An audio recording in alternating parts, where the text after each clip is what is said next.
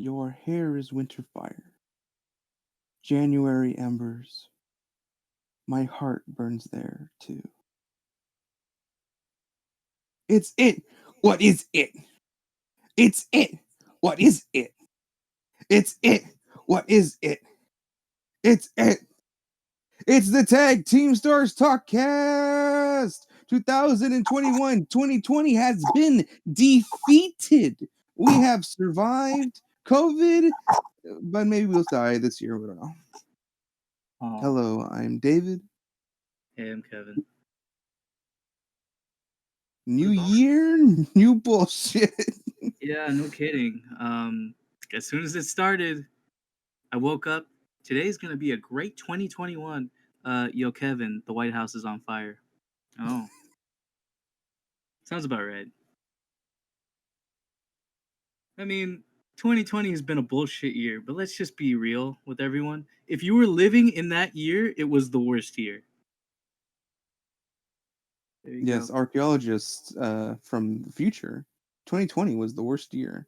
Whatever you're dealing with, fuck you. We don't care. No, dog. If you were living in 2021, that's the worst year. 2022, worst year. 23, and so on and so on. Because yes, 2020 is bad relative to the current people living in it, but I'm sure someone in 2021 is gonna bitch about how it was the worst year too. So let's just see how bad it gets next year.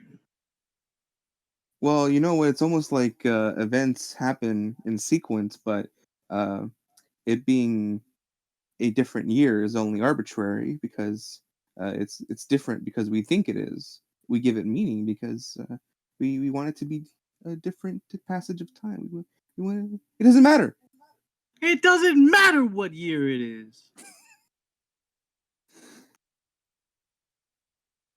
So a lot of shit happened and a lot of stuff to talk about.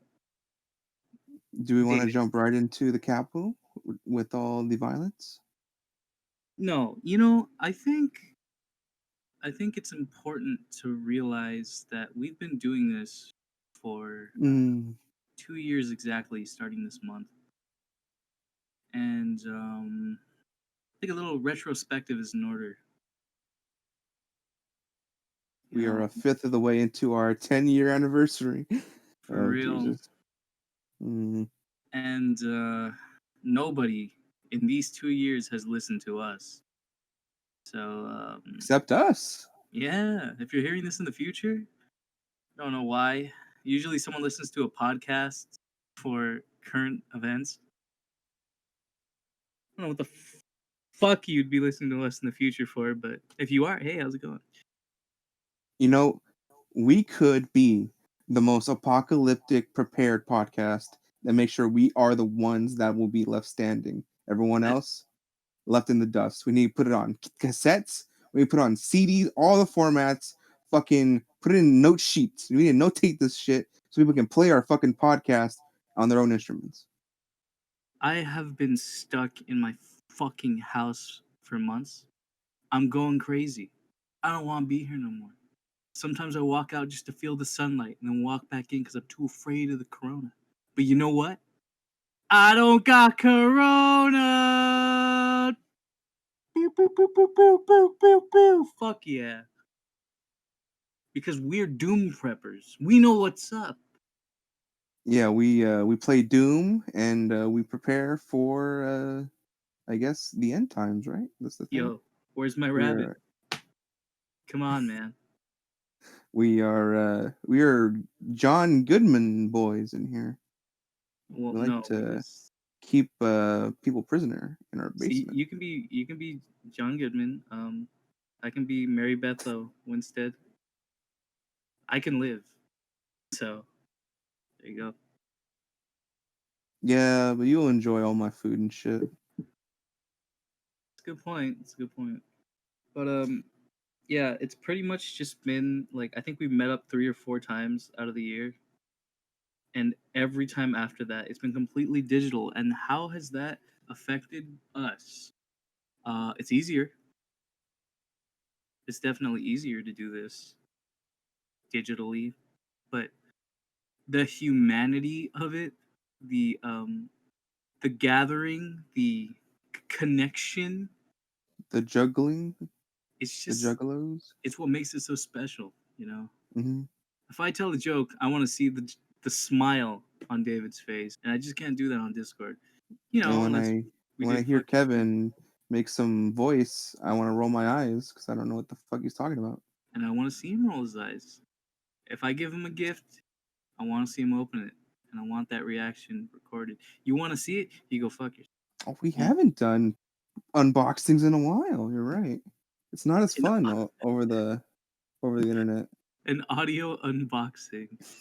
Fuck Yo, it. we're dumb, but I love it. Yo, we're too ugly to be on We video, played Metal man. Slug Oh audio yeah, let's play. audio only. I actually looked into screen capture, and it's only for games. And I'm like, do I have to get a capture card or something? It'd be fun to be able to stream shit like that. It would You, make mhm. doing stuff like the Game Awards easier. You can get the Elgato. That's supposed to be pretty simple. So, It's an external capture card that a lot of streamers use. well, you know what? This year I might look into it. Who knows? Maybe you'll get your first. I mean, let's be real. All you've seen is these collages I've made of random shit I find on Google. Very proud of, by the way. The stupid stuff I come up with. Masterpiece. You're an Yeah. artist and you have an art degree and you can't draw a fucking background. I don't feel like it most of the time. There's a reason I'm not doing art anymore. Also, art is not just drawing. We Having the artistic eye, artistic sense. I remember in one of my art classes we did collages of like we just take stuff from magazines and we make a picture out of it. And mine was awesome. Like I ripped out a boat, like these people from a black and white style retro ad, like a kangaroo, and then I put a volcano in the background. It was badass. It was badass. And it like making our backgrounds is the same feeling as making that. It's just what fun Mm-hmm. things can I put in here? You know? It's transformative. But Yeah, I forgot what else creative process that is like that. I guess that's why I like mashups because it's similar creatively. But there's YTPs, oh, fucking hell. the best I wouldn't example say I ever for enjoy that. YTPs as a format, but sure, I guess that does fall within that. I will say, I mean, YTPs are whatever. Sometimes they're funny, sometimes they're not, you know. But where's the caveman? But I think the ones I'll always remember are the King of the Hill ones, the Durham Rocker Z ones. The guy, he's a YTP genius. Look him up, YouTuber, hilarious. There might be re-uploads of his videos too, because you know copyright. But god damn, he made great YTPs. But enough about King of the Hill. Yeah, so 2020, the fuck out of here. 2021, please, please spare us, please, please. I want to go out. I want to do things.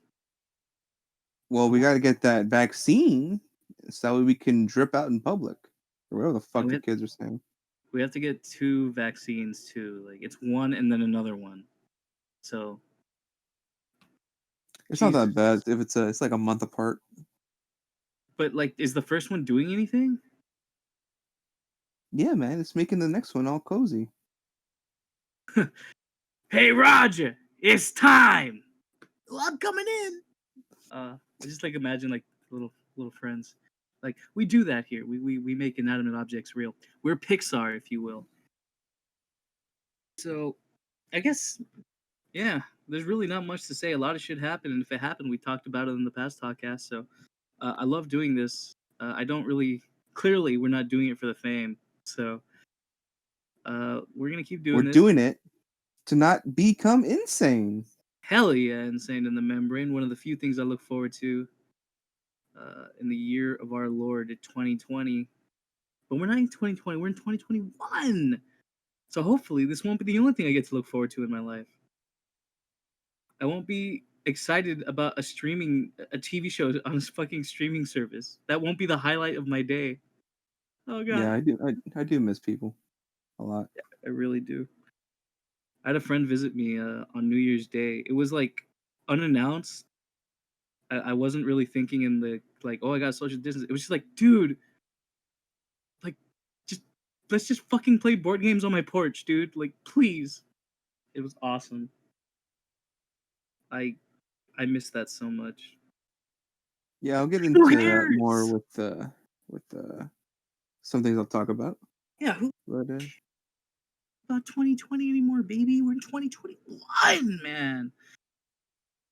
2021 is gonna be a fucking lame year for anything media. So many things are getting delayed. For example, the one game that should have been delayed till 2021.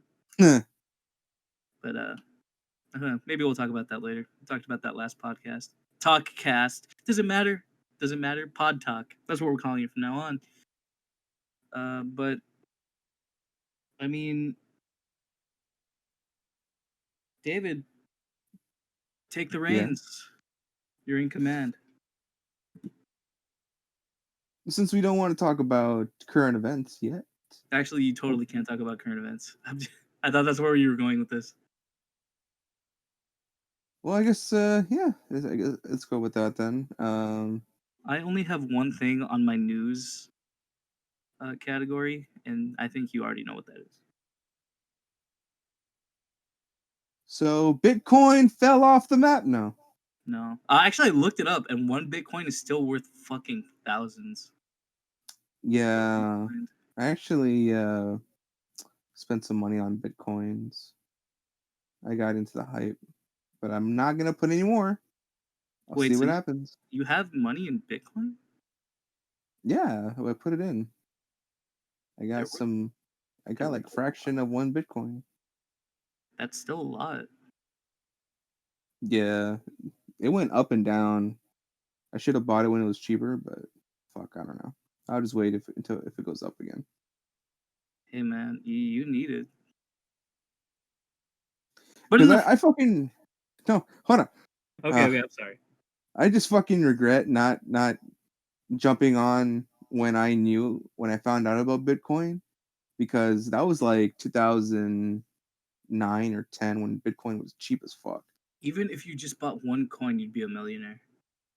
Yeah, it's and I was looking up how to do it too, but it was so complicated from my fucking young ass brain without any money. But you know, Like, those are the kinds of things that you look back and you're like, God, I wish I did this. I wish I did it. Like, but what is it gonna change? Like, you didn't do it, so what now? There's plenty of other ways you can get joy, fulfillment out of your life. You know, somebody actually put that into perspective not too long ago. So you know, there's people who actually did lose millions going into Bitcoin, uh, as opposed to making money. So we could be worse off.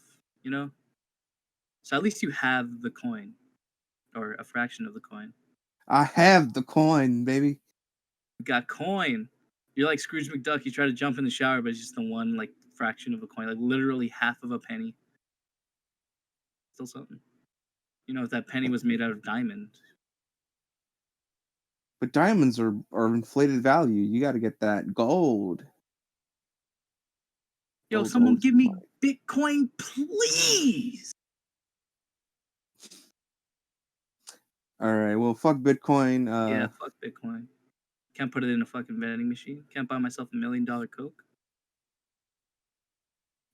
So the current event of note in January is that people invaded our government.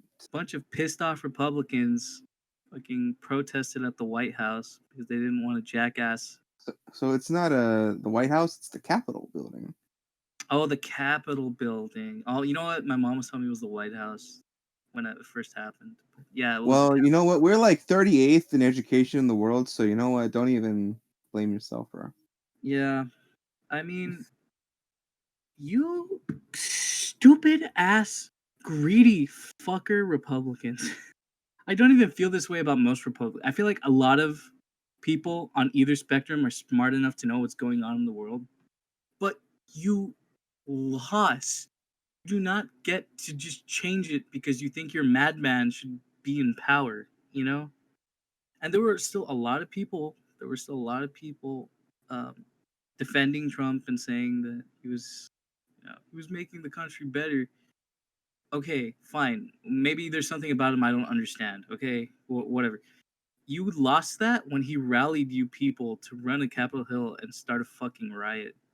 Yeah, they went against the whole thing of the basically hypocritical to the Black Lives Matter shit, to what they were like aghast at. I guess it's because they thought their cause was just, but then that's the thing, right? Wait, it was Oh, because our of side can do it, but BLM.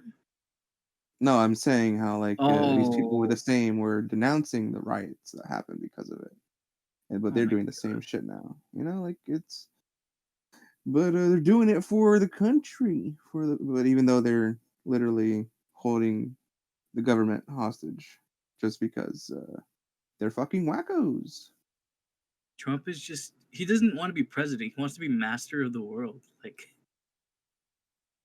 he wants to be Pablo Pascal in Wonder Woman 1984. Whoa! We'll get to that later. But it's ridiculous.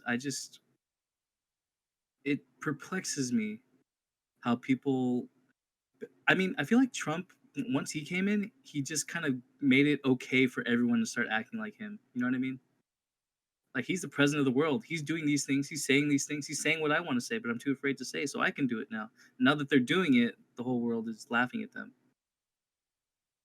Right. It's I mean, the president is a role model in a lot of cases for Yep, yep, people, yep. and to have that person acting a fool or uh, legitimizing or validating viewpoints that weren't done before, like hating people or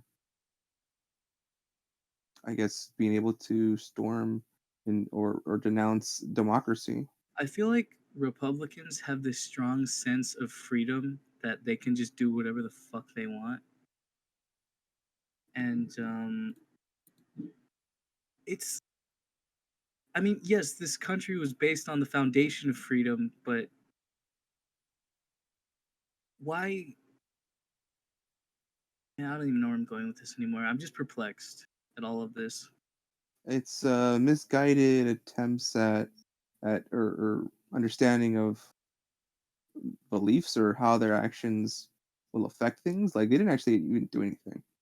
Even if they were more violent, it wouldn't really change much. There was some wild shit they're doing, like Yeah, some people. Someone got shot. One of them trying to get inside. some dude was just Cop straight up, cop died. just like enjoyed himself on Nancy Pelosi's seat, put his foot on her desk. It was like, you It, crazy man. I just saw a video of people smoking weed in there. Nice. So some Well, people not were having fun, but a girl died. That was something. One yeah, person died, and she got a brutal. Like you can see the blood all over her head, and insane. one of the cops was getting smashed the fuck by all these people trying to get inside, uh, getting You don't crushed love by a cops door or no more, something. huh? Remember all that defending the cops during BLM, and now it doesn't count, fuckers. You know, I don't. Usually, I don't like talking about politics. Like, I feel like I can't. Maybe I just don't understand enough. I try. I don't really like to insert myself into that. But because this is just such a, I mean, I'd even call it a historical event. This has never happened before. It's like Yeah, everyone's got an opinion on it, and I just think it's fucking ridiculous. You ask for so much. You preach that you're doing this for your country, and yet you defied the very laws that you're so keen on protecting. You know. So I don't know. I really don't know. I heard that Trump's gonna get impeached, but it's not like he was gonna be here for much longer. And yeah. It's just whether or not he'll be put in jail or convicted, or whatever. took away his Twitter, so at least we got that. Yeah, man. There's a lot of I guess repercussions or like things afterwards, like the banning of his Twitter or for the social media platform, Parlor, whatever the fuck that is. That could have, further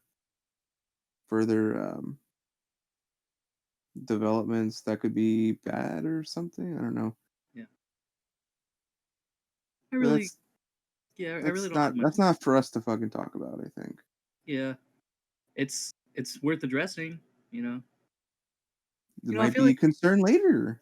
a lot of people they're like, why you gotta bring politics into this? Why do you gotta? It's like, well, it's real. Like it's what's happening in the world right now. As much as you want to escape it, everything is politics right now. Don't act like nothing is devoid of politics. Like, open your fucking eyes. It's not like we want to deal with it. It's like it's up in smoke. It's in the air. It's everywhere. What can you do?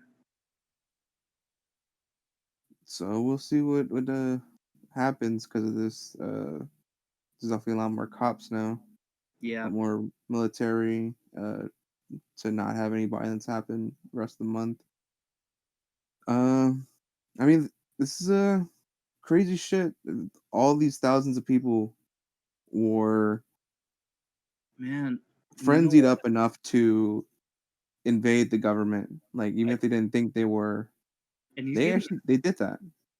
As of this recording, he hasn't been inaugurated yet. But once Biden gets inaugurated, like people are like they're bordering up their stores. Like they're staying inside because who knows what the fuck is gonna happen on that day.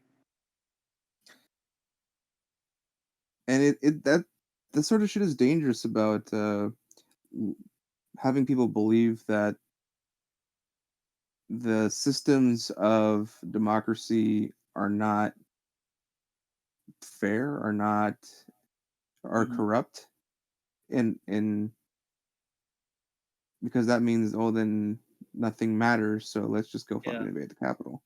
So but if it's fake, if it's false that that's the case, as in the voting results, Uh huh. because those were tested in court, whether there was fraud, and mass majority of the cases did not prove that there was voter fraud. Um, but these people don't give a shit.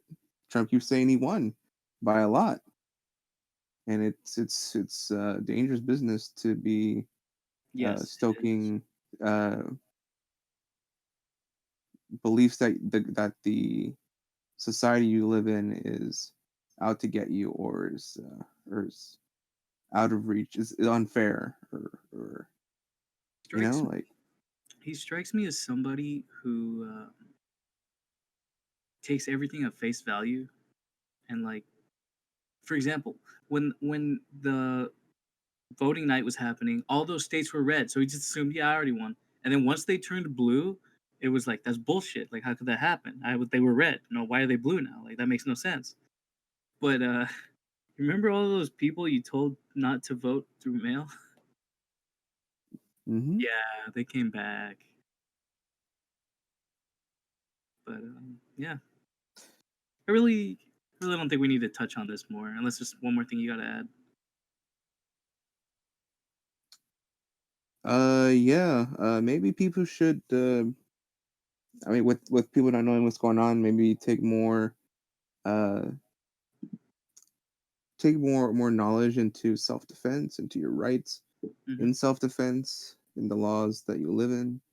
Um, Emotional fitness in situations of great stress and possible bodily harm is something that I've learned in my line of work previously, and it is very important because you don't know anything. Like if you get in a car crash, or there's some crazy fucker that comes out. Like, want to be as prepared as possible in case something crazy happens to protect yourself and other people that you care about, and to survive another day. Hmm. And just in general, I know it may seem like boring or it may seem like it's uh, corrupted or whatever, but it really,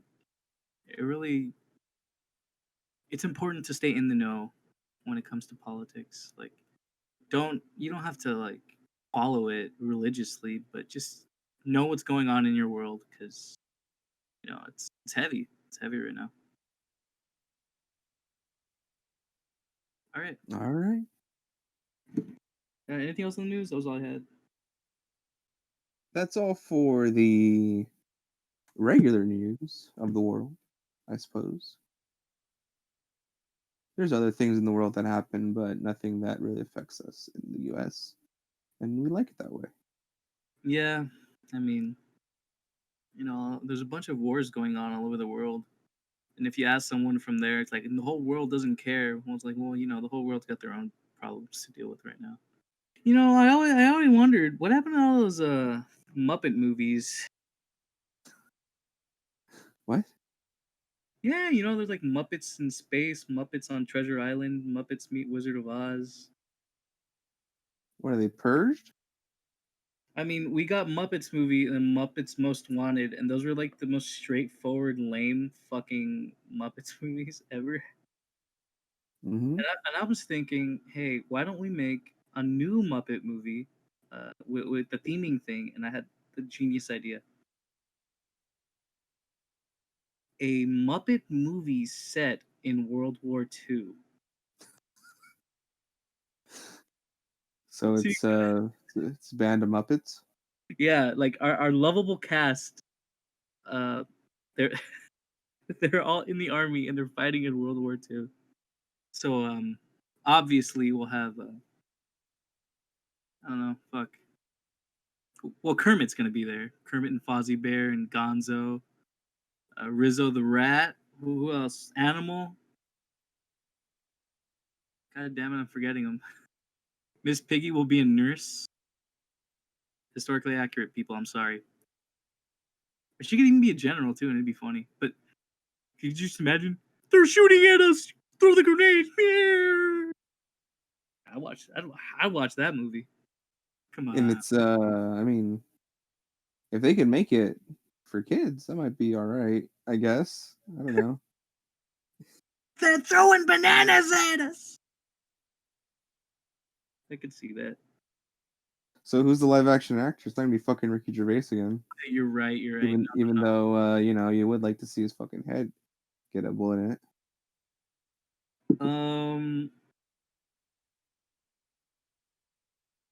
Fuck it. Every movie has let's do the Keanu Reeves. Okay. Keanu Reeves be You got- General Fozzie, they're coming in close, man. I don't know what to do. You have to shoot them back. Waka waka. I can't fucking do it. I'm gonna stop. But you gotta watch the fuck out of that. Oh, Kermit is out on the lines, and I am here. I cannot help him. You really think I'm gonna help all those injured soldiers? I'm on my break. Like the jokes write themselves. Those two old guys are Syrians. Oh my god. Germans! Oh, we can't cut that. It's too funny. I mean, it was a World War. What is a World War? I mean, World War, fuck it. so that day Syria would be what? That'll be the joke. They'll come in, and then Fozzie's like, "No, you don't happen yet." It's like, "Oh, we'll come back later." Like that. And then we always need our Sesame Street cameo. So Big Bird's a pilot bomber. No, is it? We have to make them distinct from. Okay, so the Muppets are allied, right? So the Sesame Street has to be the Axis. No. It's just one. For some reason, there's at least one Sesame Street character in a Muppets movie. Okay. I love that movie. Fuck, what was it? They were just driving down a fork in a road, and they just happened to see Big Bird walking down the street. I forgot which one it is. I'm just not that familiar with Muppets, to be honest. But I saw a few of them. I love the Muppets. They're good. Grew up with them. It ain't easy being green, as they say. Yeah. I'm guessing that was not on your list. That was just impromptu nonsense. Sure, let's go with that. Okay, so I guess I'll continue my list. It was on the list. Oh God. It was an idea, a stroke of genius. It had to be included. I'll have more spontaneity later. Don't you worry. You Hmm. know how this goes. Go ahead. What could I segue into from that? Well, I got. Speaking of war, Oh, I saw the Clone Wars movie. But just the movie? before that I saw the Gendy series. God, it's not even canon. Oh my God. You were It was supposed to cool watch though. the show. You were supposed to I'm watch. going to. I started the move. I did the movie. I saw Ahsoka. She's in there. Good movie. It's not even good. It's all right. 3 out of 5. Yeah, I like it too. It's not good, but I like it. Gendy series 4 out of 5. I like that 2D art style. I never liked the art style. I'm gonna just say it. Gonna be honest, I never liked that art style. Too That's blocky. fine. I can see it. Too blocky. I liked it better when he did Symbionic Titan. That was badass.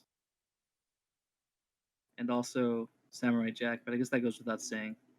Looks great in Primal. Not for Star Wars? No. And it was unfortunate when Clone Wars went that route too, because they just did a 3D version of Gendy stuff, but they made it work. They made it work. Definitely something So the group like. so yeah, I'll watch the series next. But god damn it, I gotta find the list of what episodes to watch again. I'll send it to you. All Don't right. worry, I got it ready for you. I got a new one, more recent one. Oh, update. We got the new tech. Literally, the only update is that every episode in the last season is worth watching. That's it. Got it. But anyway, we could go into music, go into games, movies. I mean, I got a lot of shit to talk about. Well, going from Star Wars, you could go more Disney I got owned property. soul. I didn't watch that, but I heard it was good. Actually, I have a rant. Oh, If okay. I can, am I allowed to? Spoilers. I don't think the movie is anything crazy from what I've heard. So yeah, go ahead. I thought it was fine. It wasn't what I expected it to be, and I appreciate them building their own unique version of the afterlife and the before life. Like, that was really neat. Um, I personally wouldn't have come up with something like that, but I just didn't especially like the direction it took. It worked. It ended up working. I ended up liking it regardless, but they like swap bodies and they end up back on Earth, and I'm like, I'm so interested in this world up here, and we're already going back to Earth. Like, it's fucking lame. Like, you're Pixar. Mm, You did toys and bugs and robots and shit, and you're just animating regular people. It's like, I could see that in any other cartoon. I expect better from you. okay, so I can see so they go back to Earth. So I'm thinking similar movie. What the fuck is it? Wally. So they transfer from the one setting and then onto the ship, right? So the rest of the movie is in the ship. Well, no, because in this movie, the guy dies, but he goes back, but he's a cat now. Mm, But I guess the spirit that goes in his body can understand him because they're both spirits. mm-hmm. There were likable things, but that irked me. And even though it did work, like it was still comprehensible movie from that point on. I just wish it didn't go that route. Um, and they were also taught like people go into a spiritual like state when they really get into something, like when they just feel like you're in the zone, you know. It's called the flow state. And it's like so I could just always die and go to the spirit world and where the fuck I want. So if you could just do that, just go back. Like, I don't why anyone can go to the spirit world and come back. It was that easy for him. All he had to do was play piano and he got there. Like, well, why is this? Is this something that people just don't realize? And the ending. Oh, go ahead. Mm, What you want to say? So he dies, and that's how he learns the power, or he learns the power while he's alive. No, he dies. He finds out this Okay. guy. He like opens it and he goes there. I don't remember what happened. Okay. You know what? This is fucking Yu Hakusho. Pixar fucking Yu Hakusho and their own fucking shit. I don't appreciate it. Well, hang on. You might even hate it more.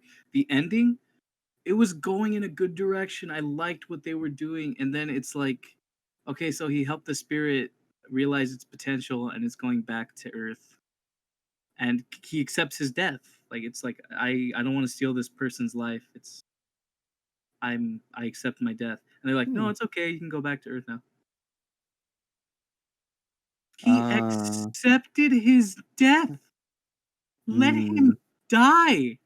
mm, I The see. movie ends where he just opens his door and he doesn't know what he's gonna do, but he's gonna live it to the fullest. Just let Hmm. him die. I could see that. Yeah. It's a. I mean, they did the shit with Coco, I think, right? Where it's like, okay, yo, accept that's all right. Not the end. I could see that being a much better ending with the dude accepting death, but I guess it's too heavy for the kids. The bullshit. Kids know people die. It's all right Actually, to I have another yeah. thing I want to talk about that pertains to like too mature for kids, but that'll be later. That'll be later. Soul, overall, the experience, 8 out of 10, 7 out of 10. It wasn't bad. It was good. I liked it better than I certainly liked it better than what was the movie? The Inside Out. In Mm, fact, this movie contradicts Inside Out a lot. So yeah, I think I like this one more. But it was flawed. It was totally flawed. This isn't going to be the only flawed movie I talk about today. all Yeah, right. that's my thoughts on Soul. Maybe I'll take a look. I do still need to. I have a backlog on some Pixar shit. I haven't seen Ratatouille or any of that. I have a lot of things I have missed out on that. But yeah, You've never seen Ratatouille? I've like seen clips of it, like Oh, dude, during school. it's fantastic. That's the best Pixar movie I've ever seen. Oh, okay, Get to it on your own cool. time, David, but trust me, you're going to love it. Speaking of Pixar, Mm, here's some news. There's gonna okay, be lay it on. a new Buzz Lightyear movie, Oh, yeah. and it's gonna be voiced by Chris Evans, Captain America. Wow, now that you say it, I'm like hearing his voice in my head. He does kind of sound like Tim Allen. Yeah, I could see that for sure. And now I want to hear Chris Evans go.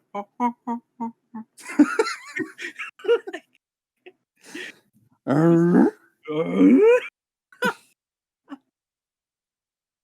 That show was funny. No, Chris Evans needs to do more cocaine for that, for those noises. Yeah. Now he needs a neighbor named Tim too. No. His name was oh fuck. No. What was his name? Uh, yeah, fuck. It's Oh my so it's. god. I didn't even really watch the show. It's just Moses. I know the Wilson? neighbor. Wilson. There you go. There you go. He was Tim the Toolman Taylor. We had tapes actually. When I was growing up, we'd have tapes of three shows: Home Improvement, The Simpsons, and Dinosaurs, and I would just watch that shit on rerun. I fucking loved those tapes religiously. And it was hard. It was hard to get any of those shows anywhere because no one seemed to give a shit. And then streaming happened, and it's like I'm in heaven. And I never watched those shows. Yeah, it's Still, when you have all the choice, you never want to actually choose. I was you'll never know how happy I was when they put Dinosaurs on Netflix. That's like a really hits hits home kind of show. A lot. I feel like people don't give the Jim Henson Company enough credit. They made some pretty cool shows, Mm. cool movies too. I don't know if I mentioned it, but I actually went to. I had a job to deliver some stuff at the Jim Henson Company, Oh, that's cool. Did you see anything or cool? like a studio thing. Yeah, I went inside. They had these displays. I'm like, oh shit. You go up to the guard, it's a Muppet. License and registration, sir. That'd be funny. You throw something away in the trash bin. I'm right here. Actually, could you throw that gum too? I can't do a good fucking Oscar the Grouch. There's I a wonder- person in there, but yeah, there was Yeah. puppets on display. It was cool. That's fucking awesome. I don't know if they do Sesame Street puppets at Jim Henson's workshop anymore. I think they do. Man, that's Now they gonna just be need a World War II segment. hell yeah. Muppets. I'm sure they've done that before too. Like I'm sure there's like some like war thing they've Mm. done. Like maybe in the Muppet Show. You get the Phenomena guy and he gets shot by a bunch of terrorists. Yo, so it's like that one video where Kermit and Elmo are like trying to stab the guy through the door. Is that because they have PTSD from the war? From the war? Are you sure you're not thinking of the video where Kermit and when Kermit and Big Bird take pot and they can't remember the letters of the number of the day? It's a very violent video. I'm thinking of not chill like the weeds. The video I'm talking about is hilarious. I'm gonna send that to you later. I'll send you my video. Sweet. We're gonna trade Muppet videos. Anywho, did we watch any more TV movie stuff? I certainly did. I Yeah, I guess did too. to round out Disney centrified media for me, I watched first 2 episodes of Wanda Vision that were available, So did I. and it's a sitcom of like I Love Lucy and shit, and it was Weird. mildly entertaining. Yeah, it wasn't very funny if that's what they were going for. Uh, Paul Bettany is an amazing actor. I Oh think he yeah, he's pretty cool. I like his voice a lot. does a good job with it. I didn't know he was married to I forgot her name. But Well, he's married to someone, I guess. she's a great actress. She's gorgeous. She was in the villain in she was the chick in Alita Battle Angel. Dr. Ito's wife or ex-wife. I want to say it's Oh, Jennifer something. I'm just gonna fucking look up Paul Bettany. Fuck this. who are you married to, Paul? Jennifer Connelly. I was right. Does not at all have anything to do with WandaVision, but it was just a fun fact. I forgot. Kevin loves trivia. He's likes to know all about these actors, who they're married to, It's a Bob and trivia. Actually, how you Bob. can make the connections.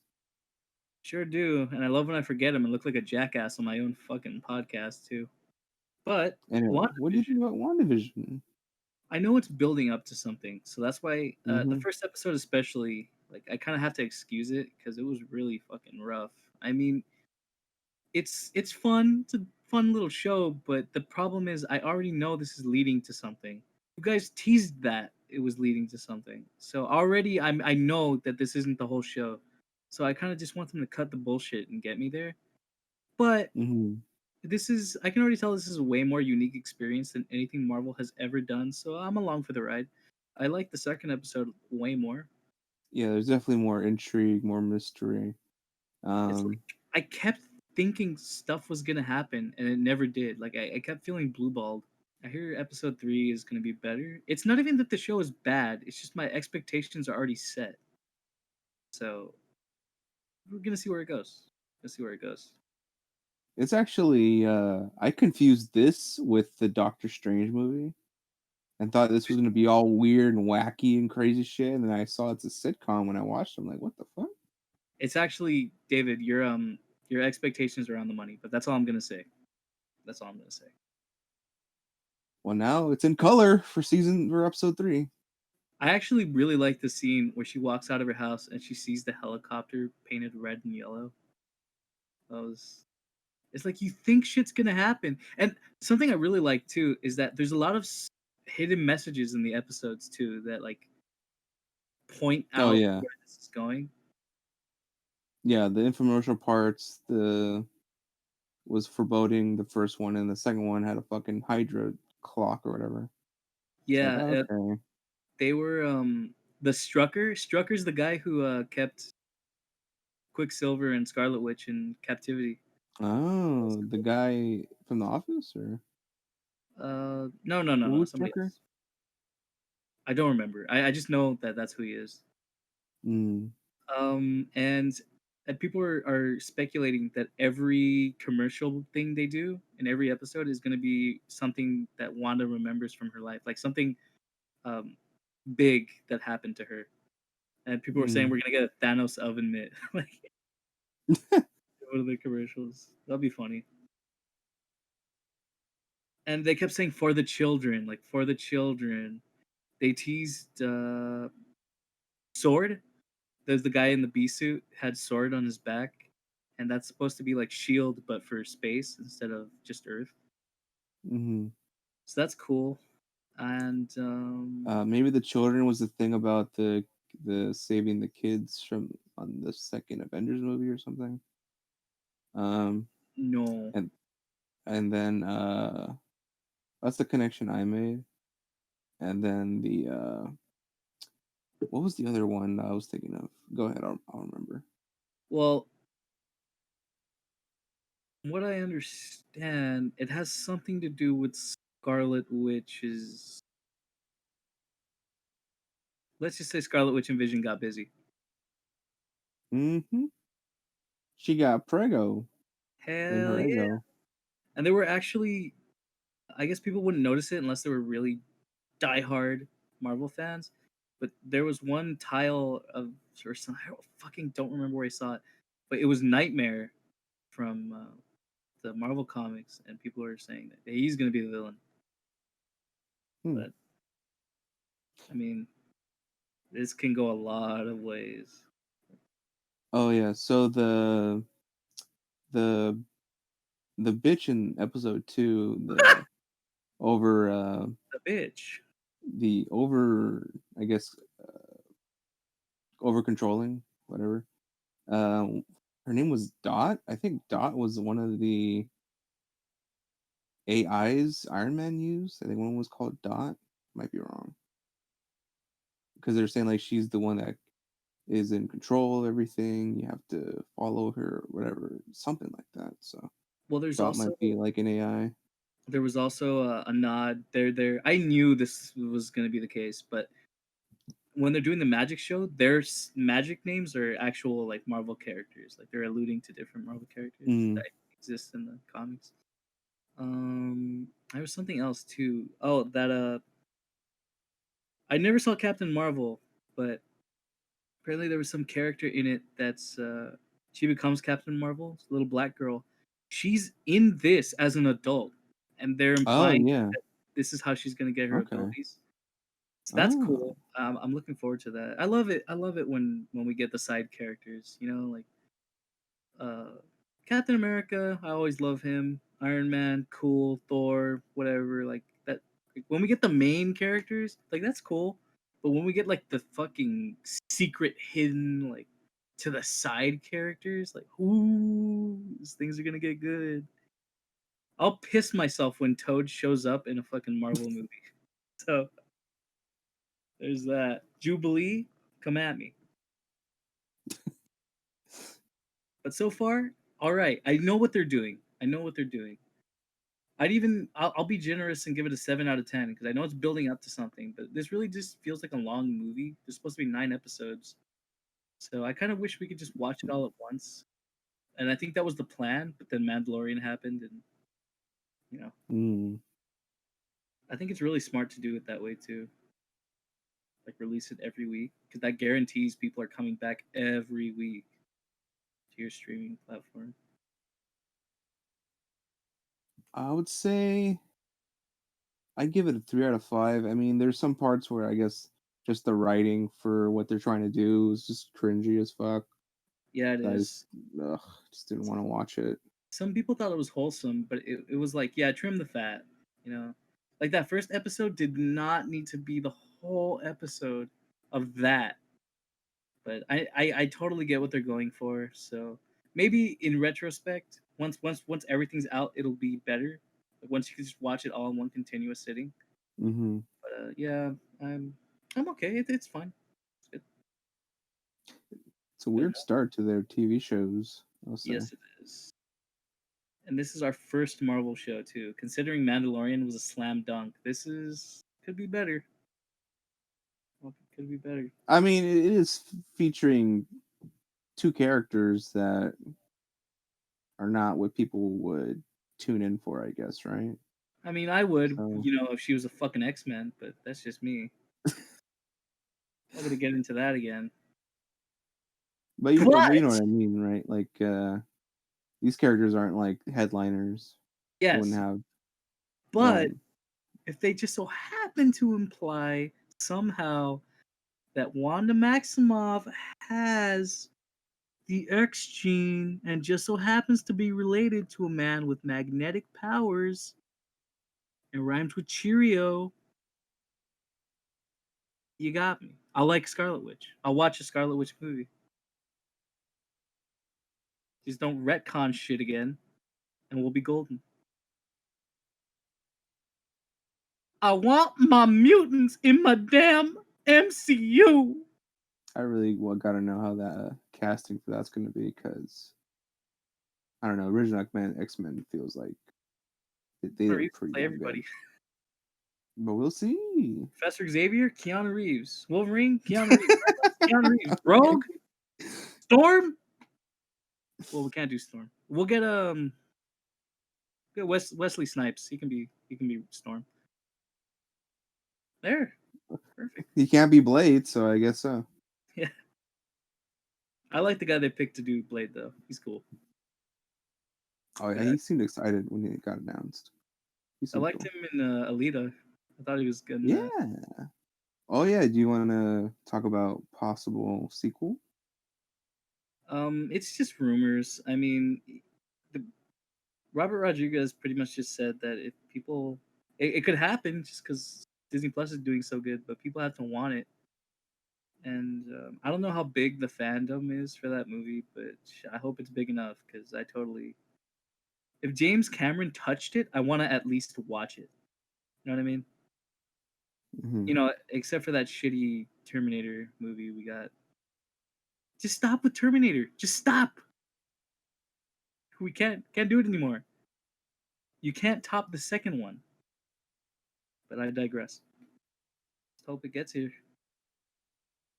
Yeah, where's the Avatar? What 6? Where's that? Avatar 2: The Quest for More Money. Um, it's supposed to be coming. I don't know. I totally get what James Cameron's doing. Like he needs the right technology, but Disney's just like, hurry the fuck up. We're waiting. I liked the first Avatar. I mean, a lot of people seem to think it's bad, and I'm like, well, it's not that it's bad. It's just that it's forgettable. But I thought it was good. Except for Personally, those people that got the post Pandora depression, or whatever. post I love it. Post Pandortum depression. Yeah. Man, I want to go to Pandora World. Go over there and drink the Navi drink and go visit Awa and be like, "Yo, bitch, turn me blue." Yeah. What is it? The blue milk? Or is that some? No, that's the Star Wars shit. Awa has heard you. You can be one of us. Based. Take me there. God, I hate that I've become such a slave to the mouse, but I fucking love their theme parks. Okay. Well, what else? I'll just go on. I saw a few things on HBO Max. Get the small one out of the way. Adult Swim used to have a show that Lauren Boucard made. If you guys don't know who that is, he made Home Movies and Bob's Burgers. Hey. And I think he had a hand in Dr. Katz' old show, but that's where he got his start. And before that, before Bob's Burgers, he made a show called Lucy, the Daughter of the Devil on Adult Swim. And I remember watching this shit when I was younger because it was just like, what is this show? It's pretty much John Benjamin. He plays the devil, and his daughter's the devil, and she's just like, she's dating Jesus, but Jesus is a DJ, and of course, like the devil's like, "What are you doing? You don't like that guy." He's like, "Yeah, yeah, why? It's I can do whatever I want. You know, it's my life. Yeah, yeah, but that guy's an asshole. You can't date him." Like, it's exactly what you'd expect from John Benjamin. So, but they added that to HBO Max, and I was like, "Fuck yeah!" I was rewatching it, and like every one of these voice actors, it's like you were either in home movies or in Bob's Burgers. There's no refuting that. What the fuck? This show looks weird. Wait, I Yeah, think they I've look like seen this. Playmobil. They look like Playmobil. It's funny. It's actually funny.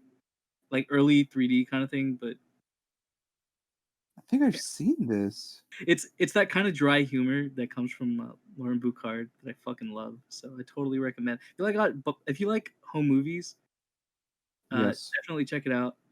If you like Bob's Burgers, you might like it, but I think it's a little different. It's a little too risque compared to Bob's Burgers. If you like Lauren Boucard, just fucking, I love him as the devil. It's hilarious. He tried to open a, I think his evil plan was to open a bar in just some fucking bar, taco bar, and he was gonna make people get drunk and waste money, and that was his plan to take over the world. I think the food was like overpriced. I don't remember, but check that out. It's on HBO Max. Another thing I saw, and actually really liked. I'm glad I saw it. I I kind of passed at it at first because I heard the creator was kind of a douche, but I saw Infinity Train Oh yeah, I heard that's a good one. season one. I'll just say the first episode is really really irritating. Like it's not funny, it's annoying. And watching the show, I realized that's not really what it's going for. Like it's not especially trying to be funny. It has its jokes, but it's trying to tell a story. And that first episode really takes me out of it. But then I was like, I'm just gonna keep going because people are saying it's good.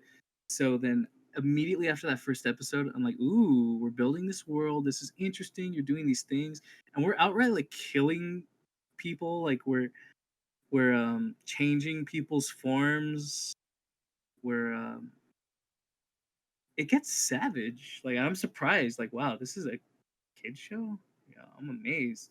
It talks about like divorce and letting go of things and not blaming yourself and all that kind of stuff, being mature. It was really really neat, and something something I like about Infinity Train is that halfway through the season they introduce a character that then becomes the main character of the next season. Mm. But I wish that first season just had some more time to bake, or like if we had a little more time with this character, because it just goes by so fast. Like this is a contained story, but you wasted it because you were too busy building this world. It's, I wish I had more time with this. Maybe even two more episodes would have helped. But then the season after that is mwah, perfect. You did everything right. It was the complete package. I felt satisfied. I loved it. Season two, or I think they call it book two of Infinity Train. Fuck yeah, awesome. And then Infinity Train book three is like, oh, you thought that was crazy? Hold my fucking beer. And it just goes in places I like. Did Cartoon Network make this shit? Like it was I, I already. heard this. I heard the show got fucking canceled like so many times. So I I could mean, see how it could get crazy, and maybe they thought it wasn't for their platform. I thought the second season was being pretty risky, like, but it was like, this is passable. This is like Over the Garden Wall, kind of. And the season three, like, people fucking die. You see a dude's skeleton. They're killing these imaginary creatures or whatever they are. I'm still not even entirely sure what they are. Um, I'm trying to tell you this without giving enough of it away, but good fuck, it feels like I'm watching an anime half the time. Mm-hmm. So it's cool. The only thing I have bad to say about season 3 is I think the ending was way too quick and way too stupid, and I didn't feel like it gave us the closure that that second season did. Mm. But the way they introduced what's going to happen potentially, like we don't even know if it's going to get a fourth season anymore. What's going to happen in season 4? I'm like, I'm fucking ready. Get me to season 4. But So, Kevin, what up? you're saying this train keeps running all night long? Train keeps running all night long? God, what fucking song is that? It's killing me. I I should know mean, this. I said it twice. Song's called Train. It's Aerosmith. Oh, no Train wonder keeps I it didn't know. rolling. Butt rock. But I thought of Running Red Lights by the Avalanches. Running red lights. Like that's not the song. Why do you think that's the song? But yeah, Infinity Train. Check that shit out. First season is a little rough, but it's still good. Second season, flawless. Third season, fucking high octane off the rails. It goes off the rails, goddamn. Oh, I um, I want there to be more. I want there to be more. Even if it's a little too mature, even if maybe the creator is being a bit of an asshat, uh, I want there to be more of this because this is something we don't get enough of in just American animation in general. And granted, this is made for kids, but we gotta stop treating kids like they're stupid. Like I'm a grown adult. I normally don't even watch cartoons anymore, but I was interested because a lot of people my age were saying, "Hey, this is pretty good." If it's This is shit I saw when I was younger. I was digesting this stuff when I was younger. We're not dumb. Just make this stuff for kids. And this is an HBO Max original now because of the third season. Yeah. You're HBO. You always push the boundaries. Just let it happen. Uh, yeah, that's pretty much it. Infinity Train. Check that shit out. It's really good. Really, really good. You could shoot it. It's like 3 movies. You could shoot them out in one sitting if you really wanted to. I did. All right. Shoot the train right into your veins. I think that's a drug reference. Hell yeah. All right. Well, speaking of things that go on, you wish went longer. I'll go on and say I wasn't introduced, but I actually went into the property Sweet Home. I was introduced to it 2018, so I knew about it, but it just recently finished the comic, the Korean comic. Oh, Sweet Home. Okay, okay, okay. But also there was a Netflix adaptation I ended up seeing the last 4 episodes of, and I Pretty didn't bad. even recognize it was the comic that I knew until the people I was watching it with told me it was. I'm like, oh, this looks like shit, this fucking Netflix show. They And all. it was. It was garbage. I mean, it's Korean. It's like Korean drama bullshit shock factor. Like not like not subtle at all. Like they're fucking. There's these nosebleeds that they have when people become monsters. And in the Netflix show, it's like they're fucking.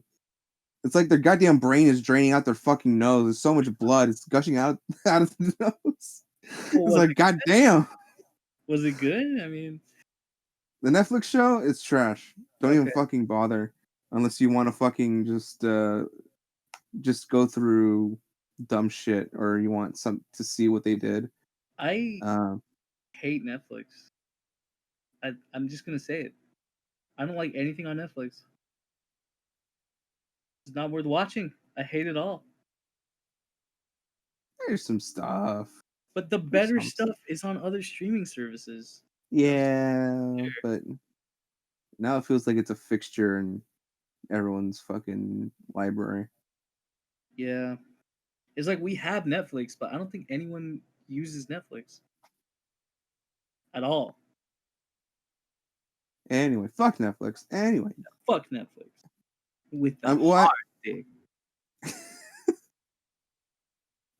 So I because of this Netflix show, it reminded me of the comic again. Like, you know what? Fuck this show. I want to see this comic, and if it's really good. And I spent a whole night reading it for 8 hours. It was like 161 chapters.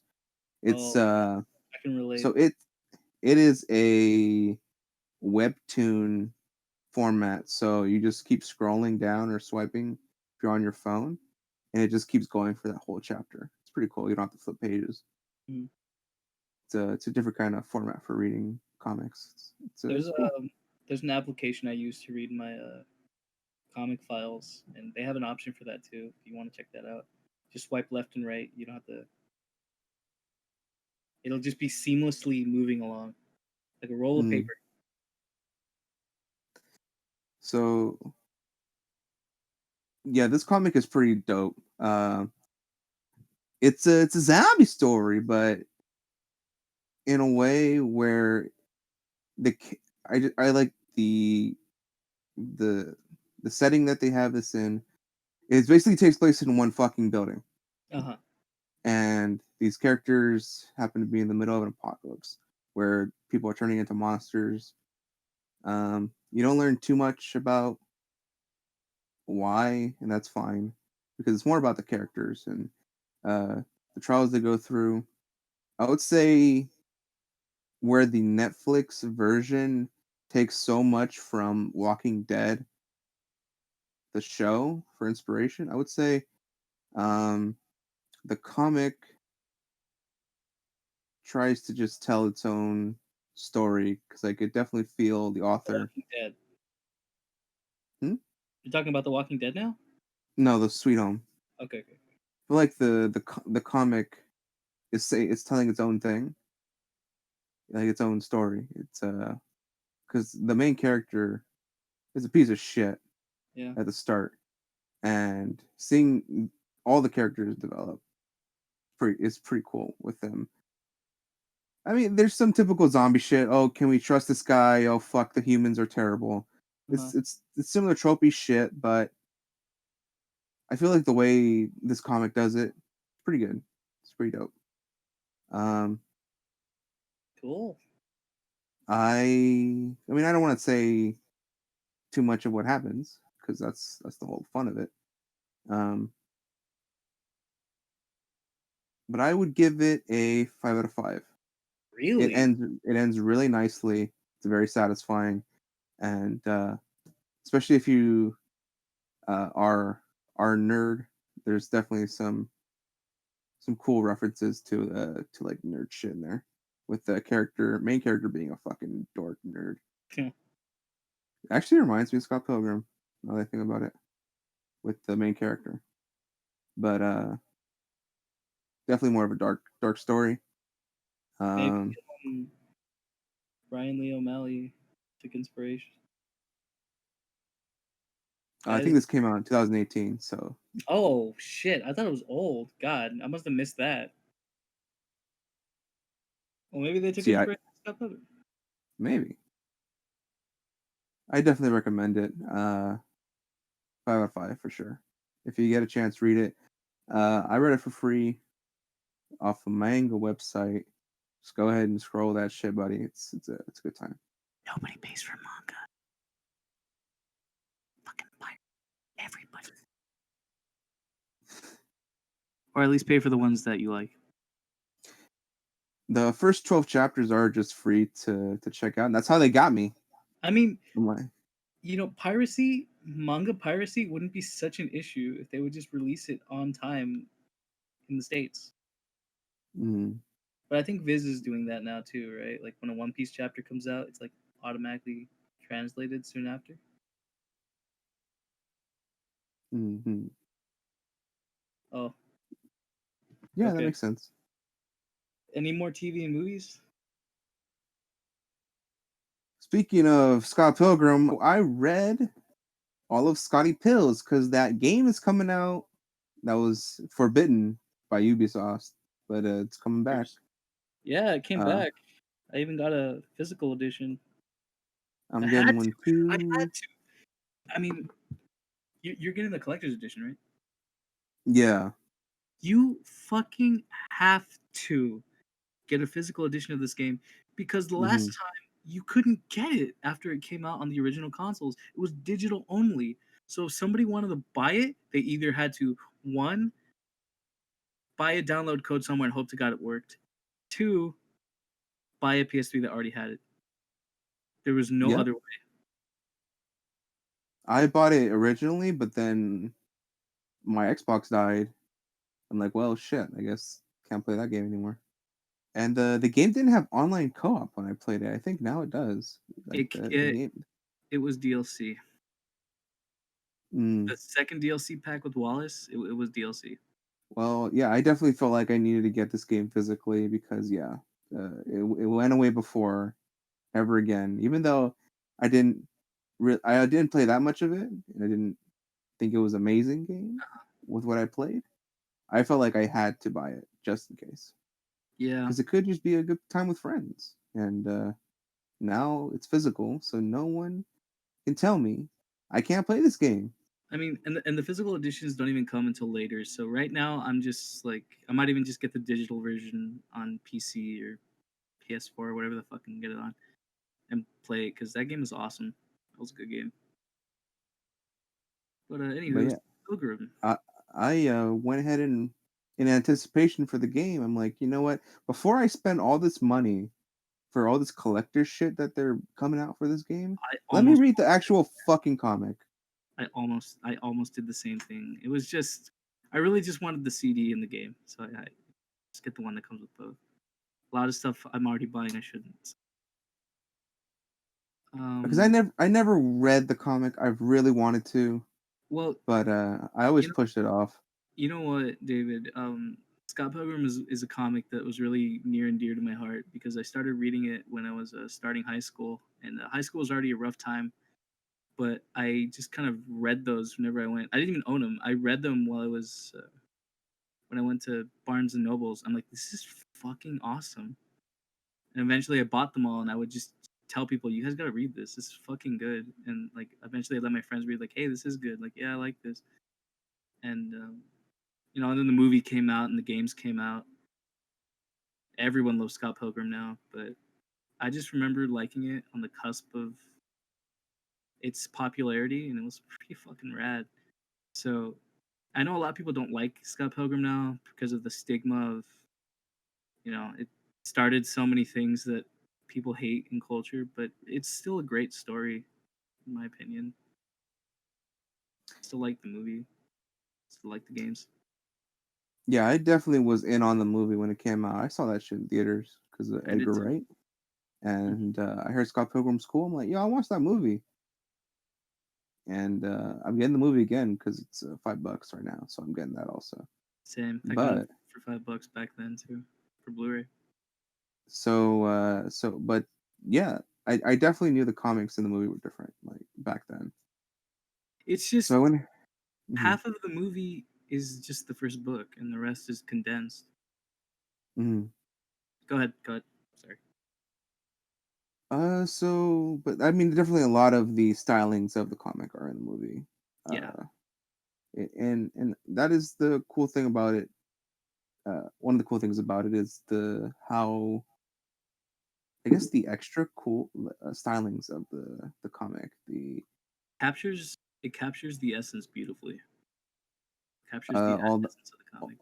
all the labeling, fucking what is it? Just titling every character, their status, And whatever everyone shit. everyone in Scott Pilgrim is just kind of a douchebag to everybody, and Everyone's a piece of shit, kind of.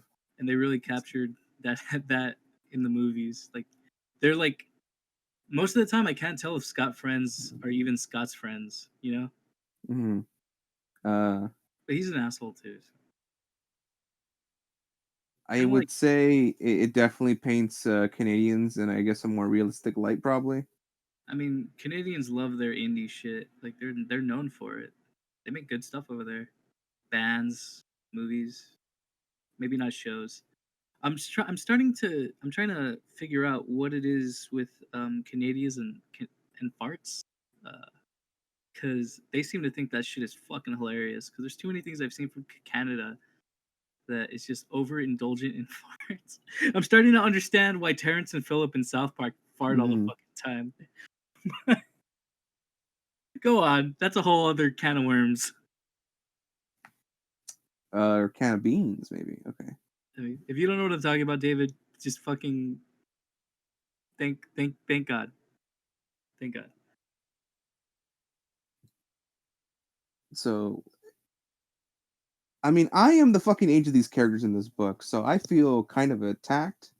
Um, but I also relate a lot in this character this shit. So, one thing, Scott is Goku in this story. He's a fucking dumbass, but he's the one that propels the story going forward. He's the thing people rely on to get I think shit handled. I think that's too broad of an analogy. I mean, Goku's a dumbass, but does Goku ever really learn from his mistakes? I don't think so. At least not in Dragon Ball Z. In Dragon Ball, probably, but you know, Scott is his whole issue is himself, and he keeps running away from himself. It's like the main issue isn't even the issue that's presented to you. It's you realize what his problem is over time. You know? Oh, I'm also gonna say just I definitely missed some things because the way I read this was online because I couldn't get the physical edition. Uh, So pages were missing when I read oh it. no! So that sucks. I got the broad strokes. Some things Aw, I definitely missed though. I can't. I can't condone that. Like, I mean, well, you read it. Fuck it. You know enough. You know enough. But anywho, There was so much drama. There's so much character interaction. Some of it, I guess, just these characters and I dealing feel with themselves a lot, and that's cool. I feel Um, like the thing from Scott Pilgrim that everyone took from it is just the nerd culture and also the like the hipsterishness. But I feel like the character drama was really cool too.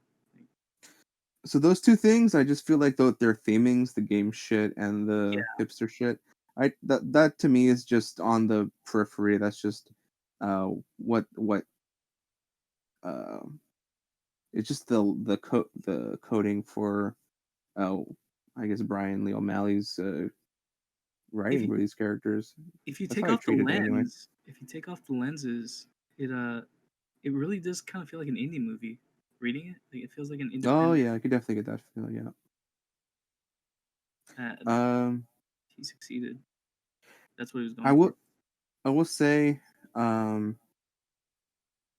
reading this did make me feel like, you know what?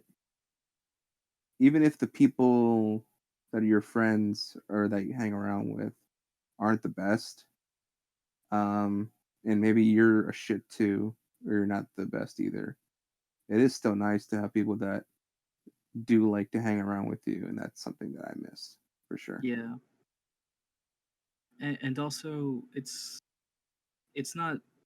Well, I think the biggest message was you shouldn't always try to run away from your problems. Like you shouldn't avoid issues because it's alluded to in the beginning when he kept trying to run away from knives and not like address the problem because there was clearly a problem and it kept getting worse. And when it came to Ramona, it's like, all right, fuck it, she's gone. Spoilers, she's gone. I'm just gonna go run away to the mountains with Kim and do that. And then he realized I can't just ignore it anymore. Like I have to. He well, first of all, he made amends with Kim. Now he has to go make amends with Ramona, and he did that with Envy too. So much so. Yeah, don't definitely the biggest lesson is don't run away from yourself and accept yourself and your flaws. Kind of like Ramona, she kept changing her hair. Because she didn't like herself. She kept changing things about herself because she hated herself. But I mean, at the end of the story, it's implied that even though Scott and Ramona are crappy people, they've definitely learned to accept themselves more. And most of the villains didn't add too much. I think I needed to see. I missed some stuff with the vegan dude. I think there's more there that I missed. Honestly, my favorite villain was Knives' dad. He's probably my favorite. I wouldn't call him a Yes, villain, yes, he was. but I did like him a lot too. I think the book 5 is probably my favorite one, Uh, or 4, whichever is the one with Roxy. I think it's 4. yeah, I'll say that Gideon is the main guy. That's why he has the most characterization. Yeah, But the line that stuck out to me is that where he wants Scott to join him so he can ruin Ramona's future love life. I'm like, fuck. It just puts it plainly. This fucking how much of a loser this fucking way of thinking is. yeah. Of trying to bury your issues and taking it out on other people. Like, fuck. I mean, if 2 losers could figure this out, then this fucking loser can figure it out. At the end of a sword. Hell yeah! Die, bitch. You're into this. You're into the power of self-respect.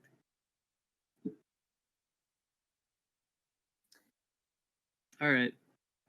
I liked it. I did like it. I definitely will read it again I with would all the still pages. call Scott Pilgrim a classic. I think it still holds up. Like 8 out of 10, absolutely. And I can't escape it. Like it's a part of my life. I'll always treasure.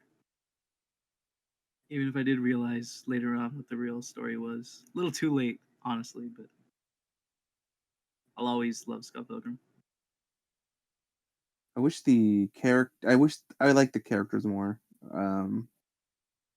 But they're all too much of a shit for me to like They're all any too specific shitty. one. You're not I, supposed I to like mean, any of them. Knives is the least hateable one, I guess, No, right? I think my favorite character is Kim. Also, I like Wallace him is a lot, fucking. but Wallace is she's also bitch too much. Kim has a reason. Kim has reasons to be shitty to Scott, though. That's why it's justified. Yeah.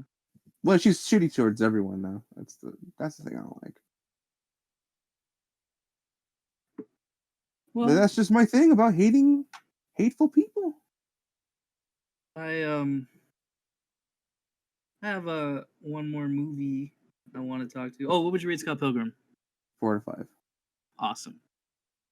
Pretty much the same. I got one more movie I want to talk about, but I want to get into it in great detail. So we're gonna take a short break. We're gonna take a shit break. Yeah, we are. And when we're back, we're gonna talk about Wonder Woman. We'll be back. Are we gonna be the Wonder Twins? I said we'll be back. But yes.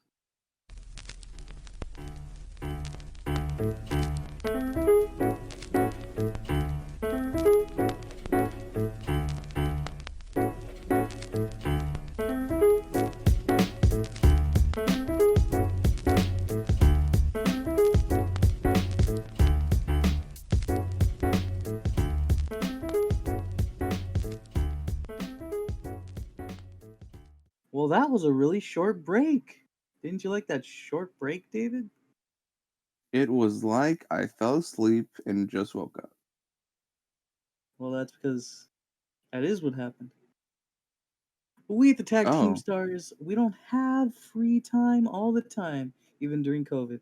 So we're gonna keep on trucking. you were gonna talk about something wonderful, It was something actually a womanly. piece of shit. No, I'm just kidding. Actually, surprised me. Well, then go on. I heard it was shit. Okay. So a lot of people told me this movie was bad. Um, I don't know why. Well, I kind of know why. But it the stigma around the movie made it hard for me to want to give a shit. And when Christmas came, I was like, all right, I'm excited. I'm gonna watch Wonder Woman. I'm gonna watch Soul. But which one am I gonna watch first? Well, I saw an article about Soul that said it was problematic, and I'm like, what? Oh man, I should watch this first before it gets taken down or something. And then it turns out they were talking about like a non-issue. But I digress. That But while I still was sounds really watching good. Soul, my family was watching Wonder Woman in the living room, and I'm like, "Hey, was it good? I'm gonna watch that now." I was like, "Actually, it blew. Like, it wasn't good." Like, oh, well, I guess I can get to it later then, and it never came until now. In fact, I watched it right before the podcast because it was so divisive. I heard it got a rotten on Rotten Tomatoes. I'm like, it cannot be that fucking bad. Rotten is Batman versus Superman. Rotten is Suicide Squad. Maybe even Justice League. I don't know. But I had to see it, and funny enough, I was talking to a friend the other day. I told him, "Yeah, I'm probably gonna watch Wonder Woman tomorrow." He's like, "Why the hell would you put yourself through that?" And I said, "I wanna be able to talk shit." I'm trying to remember the exact thing I said. I need to know my shit if I'm gonna talk shit. Something along those lines. Mm-hmm. I gotta know what I'm talking about. So I actually do have a list of 12 things I noticed in this movie. Well, before you get to that list, within the list, List, it list, is list. a criticism. I forgot who, but that yes, make your own opinions. Um, Going off the opinions of others is so lazy, so not intelligent whatsoever. Go ahead and have your own opinion about things. Go ahead and Yeah, experience them, and do that instead of writing off of others and believing what they say because it might not be true for you. yeah, and that's why whenever I get the chance, I try to like as soon as it comes out, I like try to get on that immediately because when you hear a vocal crowd of people saying something about something, you immediately have that idea. Not that you think that, but well, people think this, so who knows? Like you now have expectations set, and Hmm. the more expectations, the more or less you're gonna want to do something. So Right, that, and I but go at it at the sorry, I go at the mindset of that people's reaction, whether good or bad, does not necessarily give it what um, I guess societally it kind of does because there's the whole fucking rating thing that people give. But I go at it at the point of whether I am more interested or less interested in something. If there's a bunch of people talking shit, I might be more interested. There's a bunch of people saying it's a good movie, I might be more interested. But this does not necessarily mean I'm going to come at it thinking it's good or bad.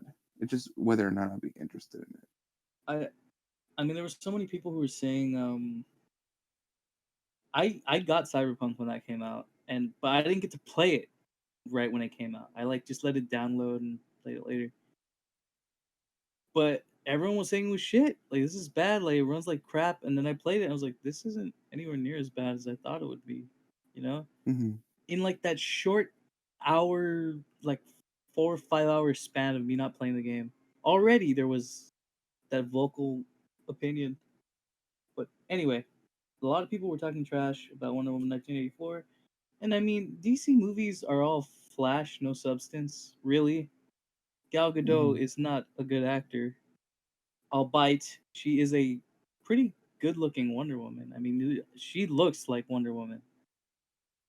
Maybe she tries. She tries her best, and I can tell she loves playing that character. Like she loves being Wonder Woman. I could uh,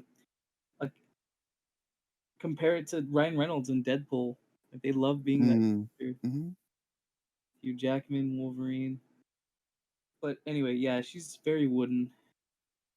And sometimes she gives a performance like, oh, okay, you kind of got it, and then it's like shattered within minutes. But anyway, There was an intro scene with Diana as a kid, and she, I guess they're doing some sort of tournament, and she pretty much beat. She's clearly better than everyone. She's clearly faster and stronger than everyone. And then her horse, she falls off her horse, and she tries to she uses a shortcut to catch up, and even then she's still ahead of the curve. And they're like, "No, you didn't win. You cheated, Diana. You are not as good as they are." I'm like, "Bitch." She used her and she was already ahead of everybody from the beginning. She used her cunning and intelligence to fucking dart her way back to the front, and she lost. I guess it's because they were shooting arrows, and I guess that's the indicator of if you got it or not. But I'm like, shouldn't that count for something? No, But you what? didn't do it the right way, so it doesn't count. Even though Like that's not like that ever in real life, except if for I the were long movie. Diana, I'd be like, listen, bitch, maybe I didn't hit those fucking sparks, but I was ahead and better than everyone that whole time. So don't tell me I didn't deserve it. You didn't do it you didn't earn that win like they did. Bitch. She was like ahead of everyone the entire time. But whatever. Then there was a scene later where there were like robbers in a mall. It was a mall. You know, all the people wearing the 80s clothes. You know it's 80s because of the way everything looks. I'm more surprised that they didn't play any 80s music throughout the movie, but it didn't bother me. I know that was a complaint, and it did kind of shock me. Like, it really is just like stock music. Well, I guess I can't call it stock music, but it doesn't really stand out. It might as well be It's just stock the music. score. Yeah. I know the fucking is not a fucking song. It's like fanfare. Hmm. I don't know why they haven't like that's the official Wonder Woman theme.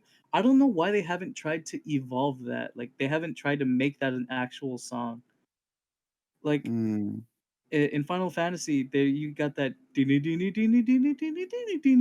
the thing I'm talking about, right? It's the prelude. And then in 7 he's like, "All right, fuck it. I'm going to make this more than just noise." And then he adds more to it. Why don't they just do that? You clearly want that to be your theme, but that's all it is that stupid fucking guitar riff. Build upon that. But anyway, so yeah, there's these robbers in a mall and they're trying to steal from a jewel case or whatever. And then one of the robbers drops his gun because of course he does. And people call them out. And then this guy picks up a kid. And he's gonna throw him over the ledge or throw her over the ledge. Everyone's like, "No, no, don't throw the kid! Don't throw the kid over!" And I love it because even his robber friends, the ones that were helping him out, were like, "No, what are you doing? Don't throw the kid over!" Like, why do you give a shit? You were here. You're robbers. Your morals are clearly not in the right place. And then Hey, come Diana, on. Maybe those robbers have kids and they don't want kids to get hurt, or they were they are selfish and they don't want child murder to be added onto the list of charges. regardless. Diana came in and it was stupid. And then I don't know. She keeps saying, "Keep this a secret. This is our little secret." And like, secret of what? They don't know who you are. You're Wonder Woman. What did they see? Maybe I missed something. Maybe I'm too stupid to pick up on that. But she kept saying that to kids, and I don't know why. It's because Uh, she's not supposed to be in seen in the photos or history books. is that really No it? one's supposed to, no one's supposed to know she's alive for so long. That's what I could get out of it. That's why she destroyed the security cameras. Oh, right, right, right. Let's see. There was a wishing stone. So the whole thing is that there's this wishing stone. Wait, have you seen the movie? I've seen reviews. Okay. I know the plot. So there's a wishing stone, and Pablo Pascal is trying to get it, and he wishes that he was the wishing stone. How the fuck does that work? It's how Judge Dredd works. I am the law, Oh and then man. you are the law. And I remember the stupid way they showed off how the wishing stone worked. Is just some dude comes up to it and he touches the rock like, man, I wish I had a cup of coffee. And he walks away. Hey, it's my lucky day. He brought me coffee. Like, I don't even think they knew it was a wishing stone yet. Mm-hmm. But it was like, oh, okay, that's stupid. Also, Pablo Pascal's character, I forgot his name, has an Asian son. He's not Asian, or I don't know. Maybe he just looked Asian to me. Like, why does Pablo Pascal have an Asian son? Is his wife Asian? We That never see would his wife in the be movie. the mixing factor, or he could be adopted. Yeah, I took that into account too, but they don't outright tell you, so I guess you're just supposed to assume. Mm-hmm. Or it might just be a really Asian looking Mexican Latin kid. I have a cousin who looks Asian. She's not. But yeah, I thought that was funny. Uh so another thing I noticed is Diana is just jerking around Pablo Pascal's party thing, and she sees some dude and she's like, please do not follow me. And then she realizes that it's actually Chris Pine's character who like swapped souls with the guy whose body he's Oh, you watch stolen. Soul? This might as well have been Soul, huh? But like, what happened to the other guy's soul then? If he left, like, was he just in the afterlife the whole time? Yeah, There's he an got put on explanation. hold. Okay.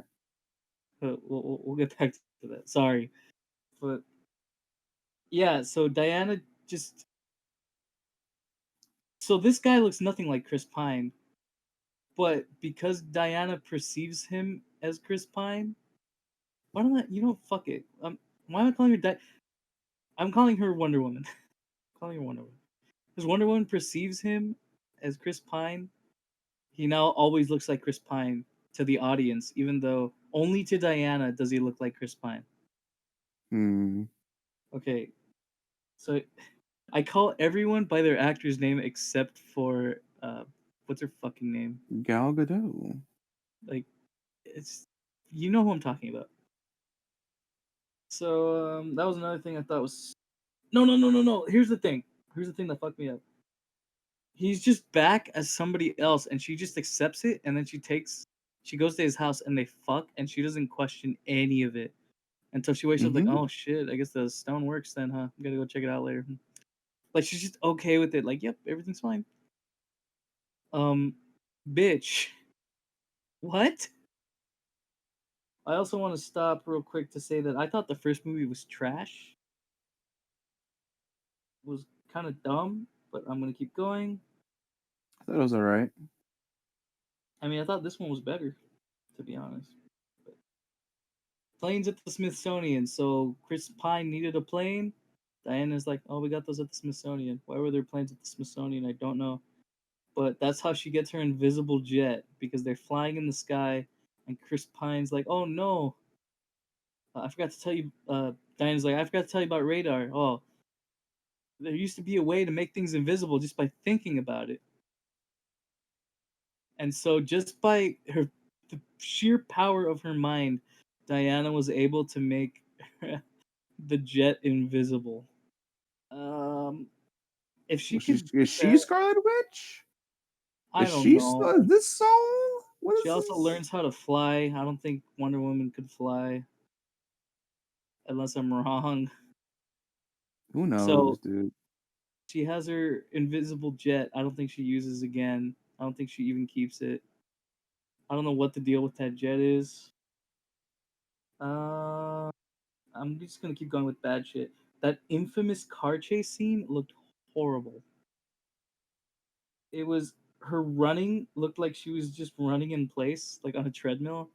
You ever see that scene in SpongeBob where the guy's running away from the robot and he's running really, really fucking slow?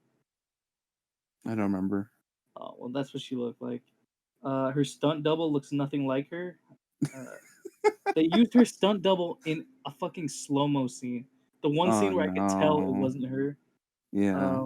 Oh my god! And my favorite thing is, for some reason, there are kids in front of these cars Oh during this yeah. car chase scene, and she goes out to save them. But when she rolls over the ground, it's very clearly fake kids, like dolls made up.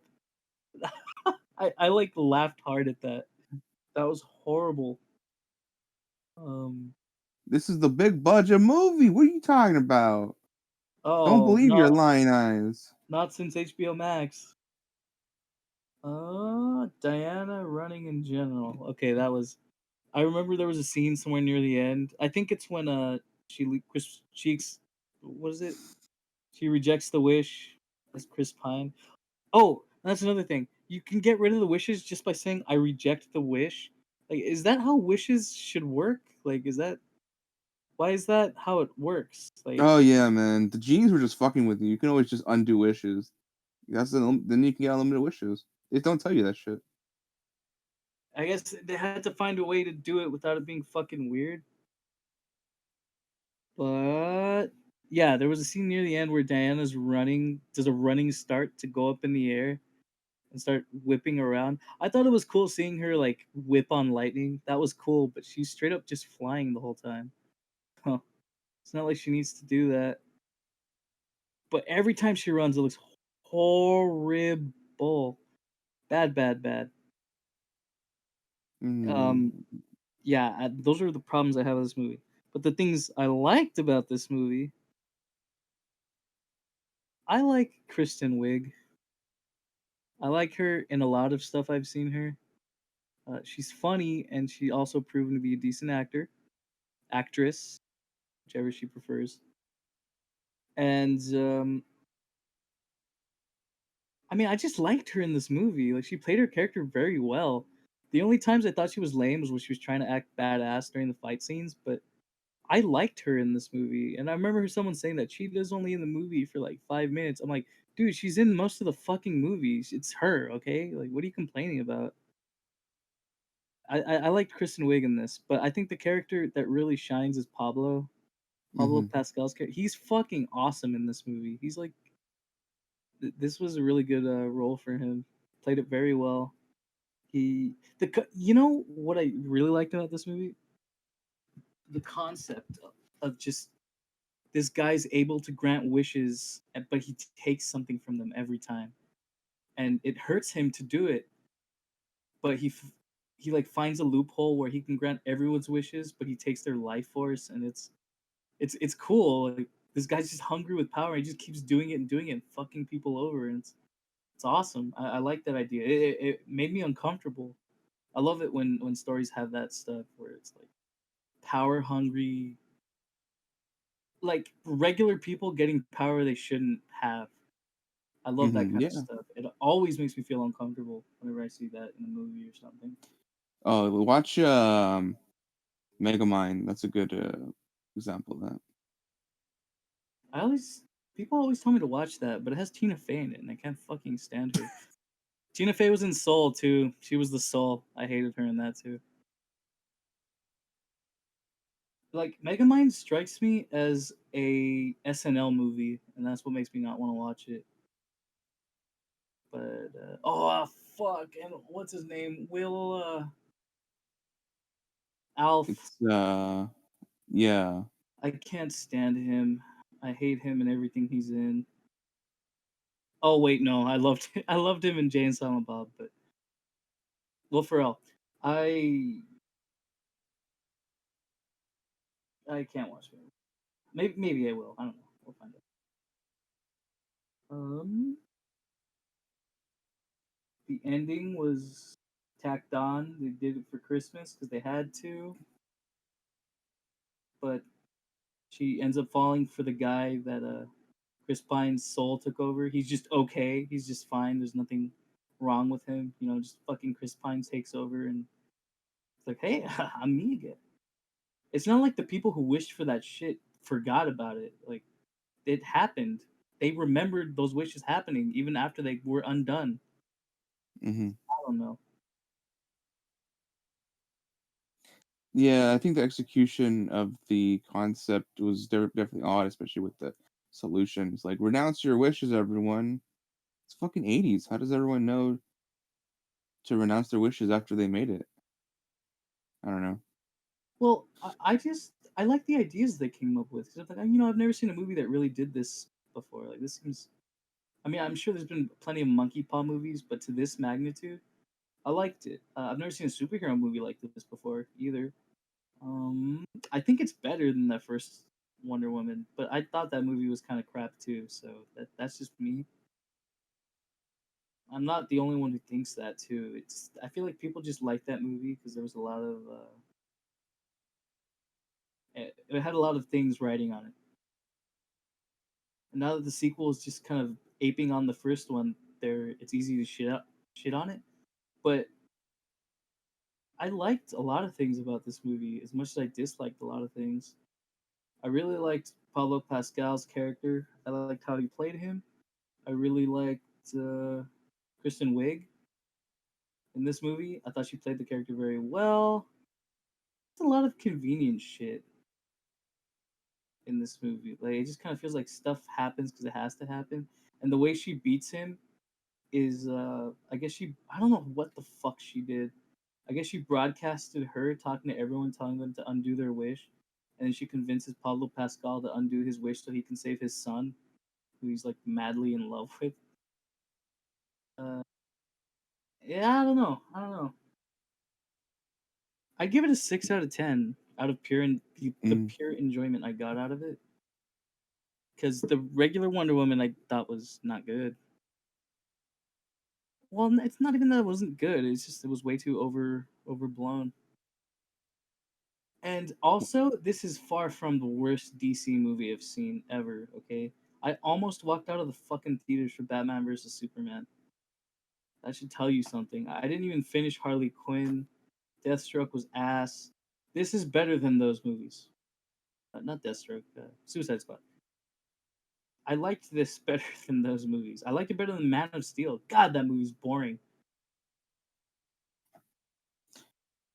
A lot of the It's criticisms I see for this movie were the long runtime and the experience of it, the movie with it there being plot holes, and it not making sense structurally. I feel like that's a lot of people who do criticism videos, especially, is like, how was this structure? Is it a good experience? And then well, looking critically like that. But in terms of just enjoying a movie, if you're just especially for like entertaining superhero one, like doesn't necessarily have to think that fucking hard about a movie like that, especially with uh, you go at it with what you would enjoy out of the movie, and it sounds like you enjoyed some of the originality, some of the creativity, the performances of some yeah. characters.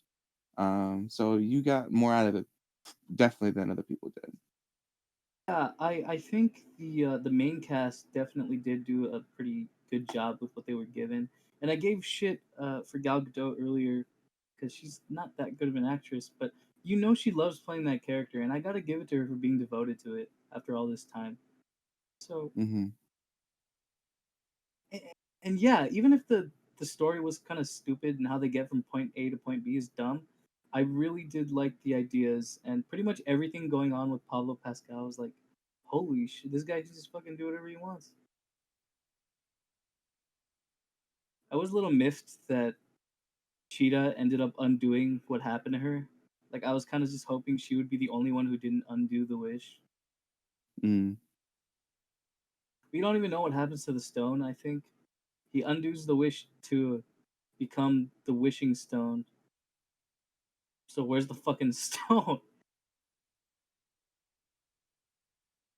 Whatever, whatever. One thing that was a nice treat is that at the end of the movie, or actually the context, there's this armor that Wonder Woman wears that belongs to a really strong Amazonian warrior that everyone gave their armor to make a really strong armor that could defeat anybody. And she uses that to defeat Cheetah and Pablo Pascal. But later in the movie, there's just this lady walking down the road and she's like stopping stoplights and she's super fucking strong. And she turns around and it's Linda fucking Carter. Oh. I thought that was really cool. If you don't know who that is, she's the original Wonder Woman from the TV shows. And Mm-hmm. she's the warrior that wore the armor way back then. Uh, So Got it. I guess you could say she's the original Wonder Woman. But God, I loved that. That was a nice touch to end the movie on. But That's yeah, cool. Wonder Woman gets a 6 out of 10, 3 out of 5 on the David scale. I I don't know if I would recommend it, but it's definitely nowhere near as bad as other DC movies. So if you're gonna watch one, that's an option. It's an option. You want to empower that young female in your family, they'll probably get a kick out of that, but they might get bored too. And personally, you speaking of long run times, I runtime never bothers me. I like a movie that takes its time to explain things. Like any movie with a rushed intro will already lose me. But yeah, yeah, not bad, not bad. Could have been worse. Definitely could have been worse. All right. That pretty much kills TV and movies. I got a few more things to talk about, but what do you want to talk about next? Well, like we could go into more updates about Cyberpunk, but what do you think? Do you have any music stuff to talk about? Uh, a smidge, very little, but yes. Let's shoot music out. All right. Um. Well, I went on your recommendation Okay. and for Weezer likes and started one of Pavement's albums. Which one? It was the one with the cool name. Wowie Zowie. Uh, yeah, Uh huh. and that's how I differentiate it. Um, I heard the first song. I'm like, wait, this is more like the Killers, I think, not like Weezer. And the second song is like, okay, no, it's fucking Weezer. All Yeah, right, it I get what is. he's talking about. Okay, Mm-hmm. Did you listen to it all? it's as far as I got. Two songs. That's fine. But yeah. I like the Killers though, so the first song, it being like the Killers, wasn't bad. It just 90 threw me off. had a pretty distinct style. It's not so much that Weezer. It's not even that Weezer owns that style. It's just that Weezer's bad, and there are bands that sound like that are better. Hmm. At least better than current Weezer. But anywho, I don't know if you guys know Pogo. I mentioned him once. Yeah, He's a I know Plunderphonics Pogo. artist. He released an album recently. Oh yeah, I listened to it a while back, but there's this album fucking rocked. I He did this album which I never remember the names when I need it. it's like the sounds of the different cultures, or something, right? Or is that a different one? No, that's the one. He's the guy who does all the Disney songs. He makes them Yeah. into yeah. So he did an album that I fucking loved. I played the shit out of it, called Weightless, and it's honestly, in my opinion, his best Plunderphonics album ever. It has the lightheartedness, but the catchy tunes. There's a lot of good stuff. He even does a song with like Trump audio called Trumpular that turns the speech into like a really nice song about being together. But Making love. find common ground to hold the spread of lies, and we must do it. You know that one. But he did a Mm-hmm. new album called Cultures. I fuck with this album so hard. It's shorter than that last album I mentioned, but the first half of it, it's like, dude, where have you been? And he makes a lot of music. He makes other albums that you should check out. There's one I listened to that was I'm not gonna mention it, but it's really depressing. It was like Plunderphonics, but a little more moody, and I thought it was really good too. It was called A little more moody Valley of the blue. Shadow. Valley of the Shadow.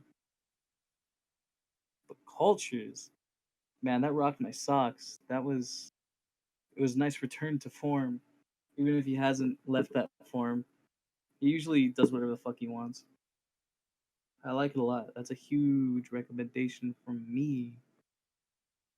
Uh, As far as recommendations goes, that's all I got. But I do have a much more depressing thing of note I wanted to talk about. So whenever it's a running joke that this certain person is your rapper's favorite rapper because every rapper was Mm. influenced by this guy in some way, and it's one of those things where you never really expect somebody to die until it happens, and you're just like, what the fuck? And then it even turns out that he died sooner than when we found out, and it was depressing. MF Doom passed away in October, and the news was announced, I believe, near the end of, I think, just after Christmas, Mm. or just before New Year. What a fucking heartbreaking thing to hear. Everybody, every rapper, anybody who listened to rap or hip hop loved MF Doom. He was eclectic. His sounds were unique to him. He influenced so many people, and it just sucks ass that he died. I listened to him a lot in college, or at least when I went to college. And my favorite album of his, he went under the name King Ghidra, and that album blew my mind. I was like, this guy's fucking amazing. Like, I need to hear more of this. And you listen to MF Doom's discography, and you just go to town, man. He was something else. All caps when you spell the man's name, dude. It's the only way. You ever listen to MF Doom? I've heard of him. I think he played at an Adult Swim festival one time. He even had That his own. He had his own Christmas special on Adult Swim, where it was Christmas with mm, MF Doom, like years ago. He played a character on oh, what was that show? It was like an anime parody. Super, Perfect Hair Forever. Spaceballs. Oh Perfect no. Hair Okay. Forever. And that he did that album with Danger Mouse for Adult Mm. Swim. It had like a bunch of Adult Swim references. Mad Villain is his most iconic album. I mean, that's where the all caps thing comes from. It was it hit hard. It hit hard. I have a friend who's a producer. He makes theme song for this Talkcast, and he was the one who told me, and I can only imagine how he was feeling, man. 'Cause me and him, we fuck with Doom. Great, great rapper, Mm. great producer, all around. Sad, sad time of the year. What a way to make 2020 worse. But you know what? I can take the positive from this, in that so many people were influenced by him that now his legacy will live on forever. Mm. And those people will influence new people, and then those people will influence more people, and that little touch of doom is never going to die. So That yeah, sounds like such a hopeful song. That little touch of doom, never gonna die. but you gotta say it like doom, little touch of doom, or maybe we'll zoom down. I can't do doom. I'm not doom. Wish I was. I could be a doom bot. Is that what's his Mm, name? what? Hannibal. Is that Yeah, him? like Hannibal. Hannibal Buress. I mentioned this before, I believe, but Doc MF Doom would send fake rappers to concerts pretending it was him, and that's how he was the villain of hip hop. So he'd send his doom bots out to the concerts, and people would get mad at him. One time they even sent a white guy in a mask. It's fucking great. That's funny. Damn. So yeah, sad time. Music will live on in his legacy. That's it for music. If we're going on news Go with on. hip hop, I can just say Joseph on deck. The Otaku God is back online, but his music is on archive.org. He deleted all of his shit on Bandcamp, so just go download that shit for free. You still can. He just has his one song, Bape God. I don't know what the fuck Bape is. I'm just out of the hip hop game. Is it Bape? I don't know, but he's around. He's accepting Wait, DMs. BAPE? Yeah. Blue Ape. Oh, got it. Well, at least it's known as that. I don't know if there's another meaning to it. Mm-hmm. But it's like the Crips where you have to say B instead of V. Interesting. But Yeah, definitely go check out Joseph on Deck if you haven't, especially if you're into weep shit. who's that guy who did all day anime? All the anime? What do you mean? Yeah, he Tea Time. He was a rapper. He made an album called All Day Anime. What was the name of the guy you just said? Joseph on Deck. Hmm. Well, I know Bape is a clothing brand. Maybe he's just representing it. No idea. All right, well, But he's back out. Hopefully makes some new music. I don't know why he took off his old fucking music. He still has his original hit music video about I think it was the hentai one on his YouTube. some people just hate their old shit, man, and it kind of That's sucks true. because they don't.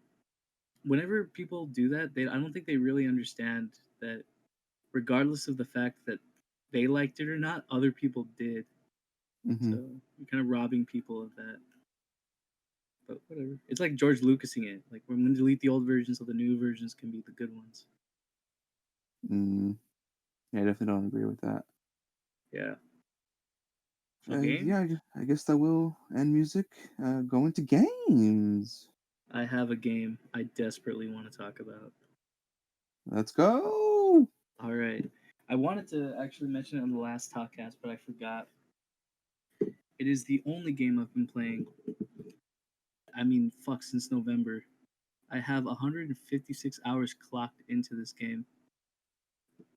Deep Rock Galactic is my fucking shit. Mm. Have you ever heard of this game?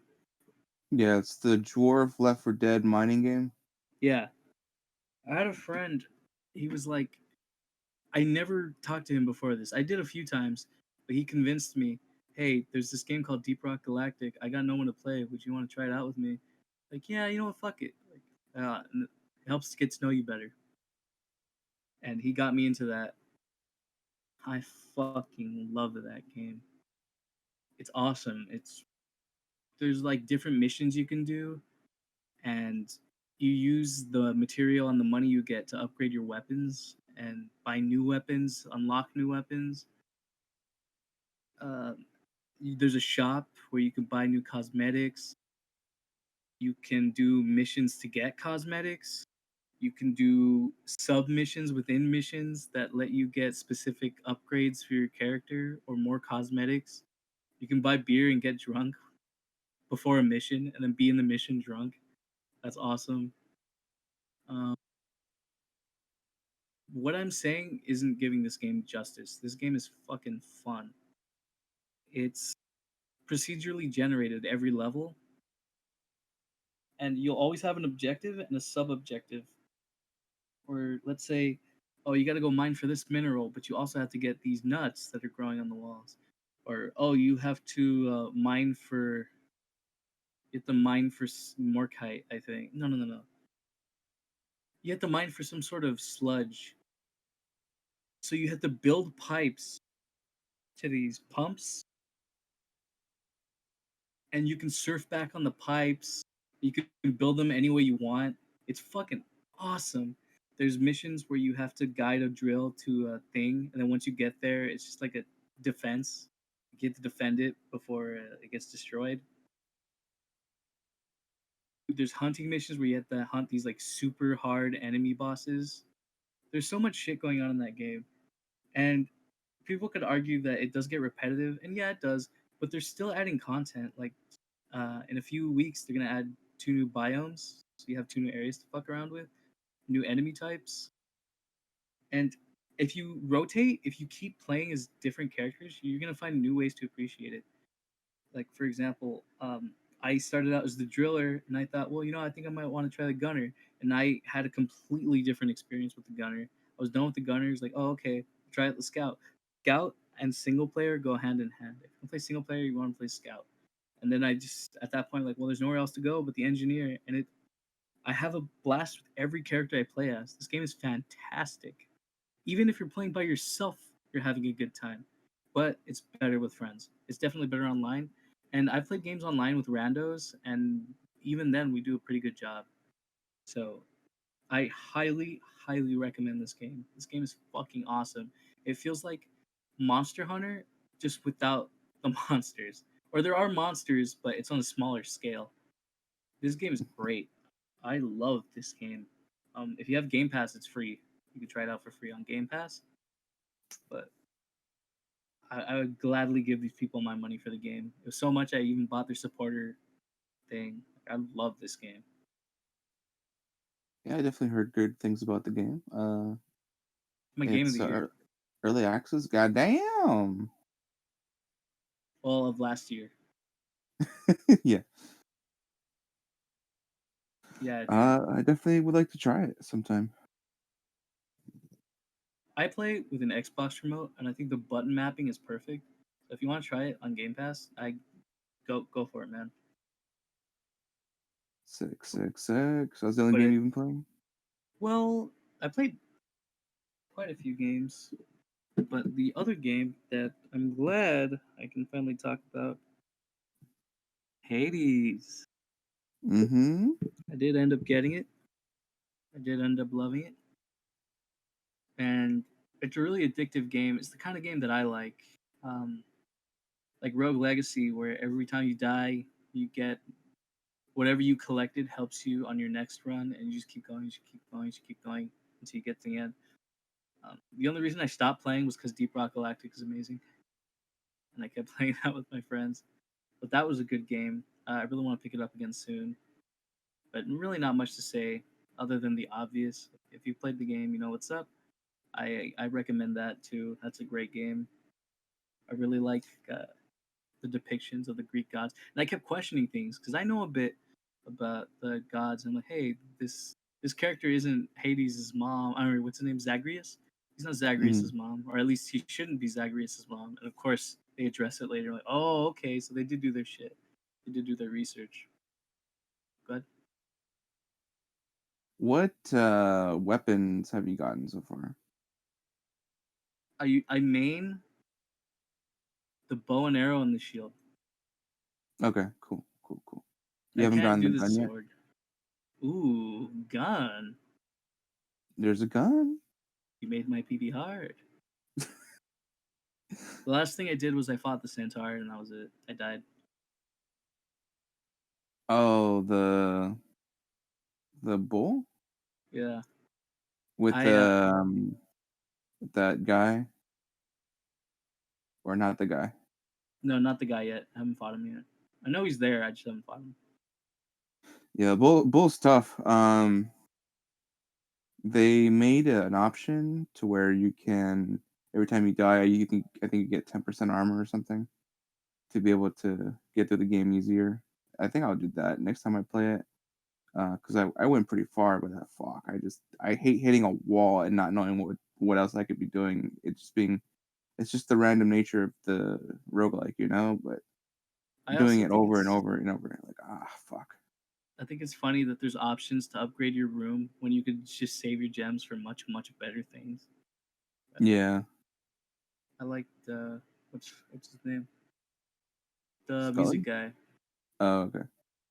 His name. How Orpheus. can I forget? There you go. Chilling there with Baby, his baby, female baby, voice. baby, baby. Yeah. Persona 3 was had Orpheus too. And Thanatos. He's in the Sandman too. That's how I know that guy's name. Uh, Anywho, yeah, I'm a shield boy. I love the shield. I Um, love, love the bow and arrow, but I want to get more crystals, so I'm trying to do the other parts of the game with the other weapons. But I usually go in with the bow and the did I seriously Artemis? I use the Artemis emblem, so I guaranteed to get her. And then I try to get fuck, what's his name?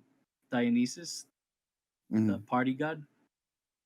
And I just stack Artemis and his poison attacks, and I'm already set. It helped me so much with that snake boss, mhm, the Bone Hydra. yeah. That's a great Uh, game. That's a great game. they've definitely added so much to that game since I last gave it a real run through. Mm-hmm. Um, I mean, a lot of the models for the characters were placeholders. Um, like for Nyx and Orpheus, they weren't actual character models; they were placeholders. Um, and then for the systems for upgrades was different, like totally. They changed Oh, that. I think they made it long make take more time to be able to complete all of that shit. And then there's the thing of in order to get the true ending, you have to play it a lot more. Um, I mean, it's there for people that want to do it. But there's also you just fucking watch the YouTube video. That's what I'll do. yeah. Jesus Christ. I mean, how much time do they think we have? I mean, Until you go to hell. I really like Cyberpunk. I want to play it, but when I know that it's not finished and that they got to add a bunch of shit to the game, I'm just gonna wait. If the game's Mm, not finished now, I'll wait till you finish it and then I'll play it. But I enjoyed what I played now, you know. yeah, yeah. So talk about Cyberpunk then. If you want, I didn't plan on talking about it, but if you have to, Well, I haven't touched it since. I am also waiting for it to get completed, get more patches in, maybe the the more content that they announced recently. They're getting sued the fuck out their ass. They're getting regulatory boots on their necks from the government. They're in some trouble. They gotta fix this game now. There's no other option, or they yeah, will face consequences. Consequences will never be the same. Uh, the Polish like the Polish, and if you didn't polish the you Polish got pole, this. then you're gonna have to face the Polish pole up your ass. Hey, CD Project Red, why don't you the hell out of here? I I just can't I can't condone their bullshit. They even some guy like leaked a bunch of stuff and admitted that there was so much cut content that they just didn't have the time to fix that they like I guess they were either gonna patch it in later or whatever, but I can't condone you guys released an unfinished game. It clearly needed more time and you fucked everyone over. You also released a bunch of versions of the game on consoles that couldn't run it. You were banking so hard on that Xbox fucking Cyberpunk Special Edition. No offense, David. And this, they should have just waited for the next generation. Because from what I'm understanding, porting a PC game to current gen is very much easier. Yeah, they it should have at least delayed the last gen versions. It would have sucked, but at least the game would have been playable. I don't know. They made apologies recently, and it sounded sincere. But if you really look over the what they said, and then know how bullshit some of their excuses are, it's like fuck off, people. You goddamn co-founder. We tested it and we didn't see the bugs that people were experiencing. Bull fucking shit, man. Either you guys didn't fucking check it, or you didn't care and you release it anyway. Like, there's nothing like, oh, we didn't know, we didn't see it. Like, yeah, you did. You a fucking less did.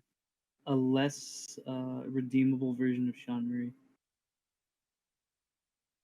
Yeah, Sean Murray was just I don't know, an Idiot. anxious dude that rode the wave of hype that felt like he didn't want to disappoint people, so he kept placating them, and that ended up biting them in the ass. But then that team made up for it and uh, got the updates. But you know, this is different. This is a huge company with the um, that was beloved, and people were expecting the best, and they didn't get the best. Yeah. And they released the roadmap, basically take the whole fucking year to fix a bunch of shit and to add some content, maybe. But maybe maybe we'll see if it's a lot better by the end of the year. We'll see. We'll see how it does in the Game Awards this year. It'll be on this It's not year. gonna get shit. Okay, here's something we haven't even touched on, but this is the gaming portion. We have no fucking games this year. There There's is like some games. very little to look forward to. I am looking forward to the new Hollow Knight so Oh much. yeah, I love that AAA game. Hollow Knight is a AAA game. It's it's rated. It's rated. I don't know. Hey David. Mm-hmm. Hey David. Yeah. It's not a AAA game. So does that mean it doesn't count as a game I'm looking forward to? I'm changing my statement. There are no big games coming out this year. There's Halo Infinite. There's see how that turned out. You were There's just God of War waiting. 2. You were waiting to shut my shit down. Well, I mean, let's look at Nintendo. This is what they have. It's Super Mario 3D World again, but this time there's Bowser's Fury, and I don't even think that's gonna be worth. Like, I guess that Bowser's Fury thing is supposed to tempt people to buy it again, but how long is that even? I'm not gonna play Super Mario 3D World again. The game was fun, but I don't want to do any of that again. What else? What else do they have? They have some visual novel that only Japan is getting. It looked really good too. I forgot what it was called, but I think the artist for One Punch Man is doing it. What? Yeah, look into it. Looks cool. Huh. Like the original artist or the adaptation? The adaptation. Ah, okay. Slam Not dunk, bro. one. Not one. Dude, you got me excited. Shut up. Why would one work with Nintendo? Jesus. I don't know. I don't know what kind What? of visual novel. It could be like the shitty looking one. Oh, I'd be excited for that. you know what? They had that new Pokemon Snap. I guess. Hey. There's also those 3 Smash characters for the new pack getting announced, Sephiroth. hopefully. Let me see. New video games. We're gonna look up Uncle Kevin's PC and see what we got going on here. I've heard from other people that Paper Mario Origami King is good. I probably will not like the battle system, but I am more willing to give it a shot. I fucking So, hate that game. so I might Nah, check I'm it. just kidding. I just thought it was boring. Like it wasn't anything I wanted from it. I talked about it before in the Mm, podcast. But here's a nice little list. Hitman 3 is coming out this year. Okay, that counts. nah. Far Cry 6, maybe. I John really liked. Esposito. That guy's a great actor. Giancarlo. I really liked He's what I black. saw with Far Cry He's 3. not Spanish. Really? People were outraged and maybe a little too much. I feel that yeah, you have him as a Spanish representation when he's black. You're taking away from people from another Spanish person, another Hispanic Danish. person. Hispanic. I'm He's like, well, Danish. he is known from Breaking Bad. He's So Danish. there's that. He's Danish. Yeah. I thought one of his parents was black or something. I think that was what I heard. I think he's Italian, so that's probably where he gets it from. The Spanish lookingness. Yes, I realize Italians aren't Spanish, but I mean, they're not exactly He looks like a the similar Guido. features. There you go. This one I'm mad at myself for not realizing. Resident Evil Village. Oh I'm gonna yeah, play the shit yeah. out of that. All right. There's giant women in that shit. Stop on me, sis. What got me is that years ago they were saying they wanted to do like lichens in this game, like werewolves, Mm-hmm. and Mm-hmm. they're totally in the game. So I'm really excited for that. Okay, so I've been holding off on getting a PS5 because one, there's no point to doing it right now. You can't get one. But there's one game specifically I want more than anything on the PS5 that I know probably won't get to PC, or at least not until years later. Horizon Forbidden West. Once that shit comes to PlayStation, I will get a PS5. I want that game. I heard it's coming to PS4. Oh, you're right. Okay, never mind. Fuck PS5. All right, so Deathloop. That game doesn't look as bad as everyone says it does. I think it looks I fine. thought it looked cool. A lot of people seem to think it looks boring. I think it looks fine. Let's see what else is there. I don't know what the medium is. Moving on. I've heard Apparently, of the it. Hogwarts game was delayed till 2022, where you get to play as a kid in Hogwarts, They were totally JK about that release date. and no one wants to be associated with J.K. Rowling right now. Gotham Knights. That looks neat. I don't care. Vampire the Masquerade supposed to come out this year. Bloodlines 2. I have little faith in that game. Very, very I'll little wait and faith. see. It's not even made by the original people, is it? I don't know about that original game. The gameplay looked like trash, but I don't know. Everyone seems to love that game. I don't think it was because of the combat though. Yeah, and there's no like, I don't know if any of these people are in any way tied to the new game. Also, I'm not a big fan of vampires, so that might just not be for me. They're okay. Little Oh, they seem like Nightmares, stuck up their own ass. Little Nightmares 2 is supposed to come out. That Ratchet and Clank game. I'm not much on Ratchet and Um, Clank. fucking Psychonauts 2. hey, there's that Game I've had, Pass. I have a feeling that what's his name? Tim Schafer. I have a feeling he's gonna fuck it up somehow. Because there's a lot It's of talent. possible. There's a lot of talented people stuck to that game, and let's be real. Tim Schafer's done a lot of great work in video games, but his recent stuff, starting with that piece of shit game, which name escapes me, Broken Age. it's gone downhill. Don't strafe Th- with Shafe. his studio had made a bunch of small games on their own without the Shape Man. I know there's one that did really There's well some cute too. ones. There's Stacking. There was Iron Brigade. Uh, there's a bunch. I thought Broken Age was good. The first half was definitely better than the last half. I Um, didn't even finish the last half. The first half is the only. Wait, did I finish it? I think I was so offended at how bad the second half was that I didn't even bother to finish it. mm, the documentary was definitely fun though. I actually bought that recently, the DVD, because it was $5, and Not it bad. also comes with a copy of the game, but that's worthless. So the Yeah, documentary was $5 worth. throw it away. Get out of here. That game Returnal looks interesting. Also, the song they have from Dust Force they used for that documentary, it's so Uh, good. I love that song. this was everything that they had to show. I mean, there's Dying Light 2. I don't know what Riders Republic is. God of War, Werewolf, whatever this is. Kena Bridge of the Spirits. This can't be the best that Google has to offer, is it?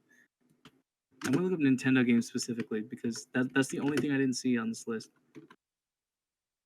Okay, what does Nintendo have for us? No More Heroes 3. I Oh, came. No More Heroes 3. Monster Hunter Rise. Pre-ordered that shit. Rune I Factory 5. heard that's really good. I might get that actually. That's my first Monster Hunter game. Play with me and I'll show you how to play. Bravely Default 2 seems cool. My brother's more into that than me, so he'll like that. Disgaea 6. Shin Megami Tensei 5. My penis officially hard. That's coming out this Oh, year. That's slated for this year. apparently Nocturne still hasn't fucking come out yet. there are like no games on this list confirmed.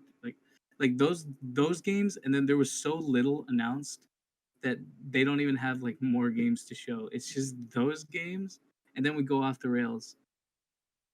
Yeah, Ballin' there's Wonderworld, Story of Seasons, Axiom Verge 2, Skatebird, Blue Fire, Ruined King, Card Shark, Harvest Moon, Windjammers 2, Digimon Survive, and Retromania Wrestling is apparently the peak Nintendo games we're getting this year.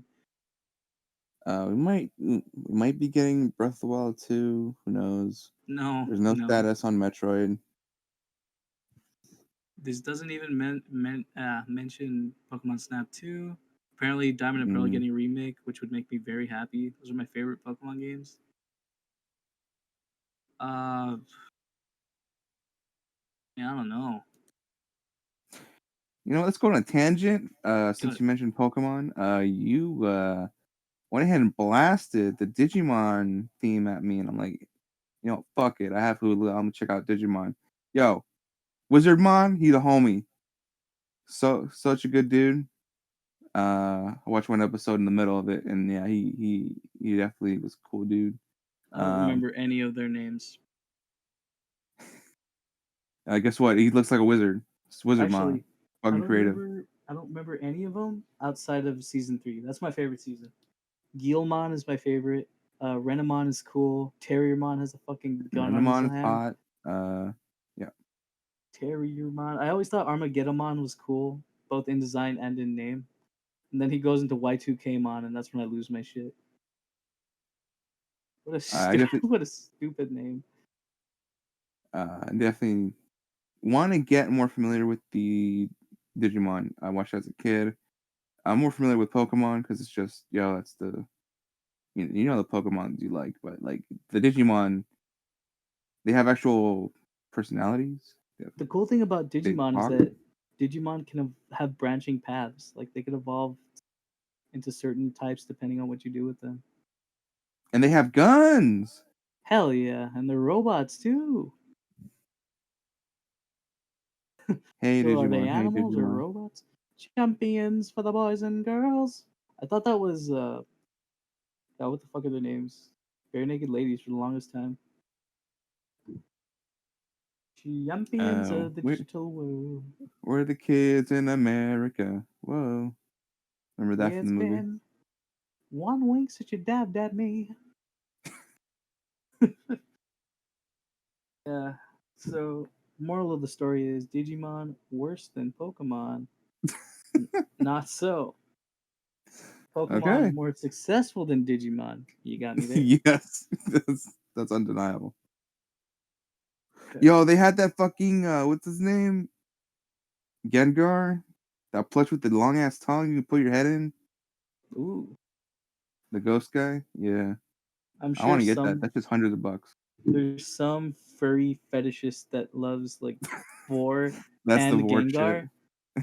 He's like, it was made for me.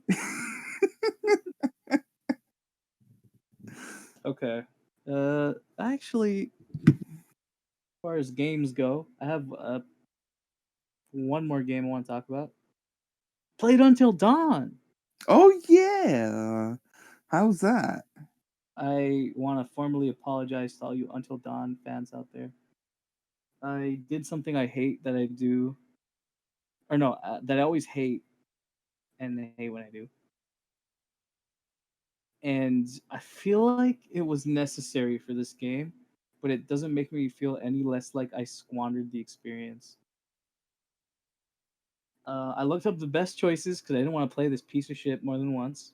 And I looked up where the totems were because I didn't want to play it again to look for them. and I actually had to do the last chapter again to get it, and I was like, oh my god, I know where it is. Just hurry the fuck up. Let me skip the scenes.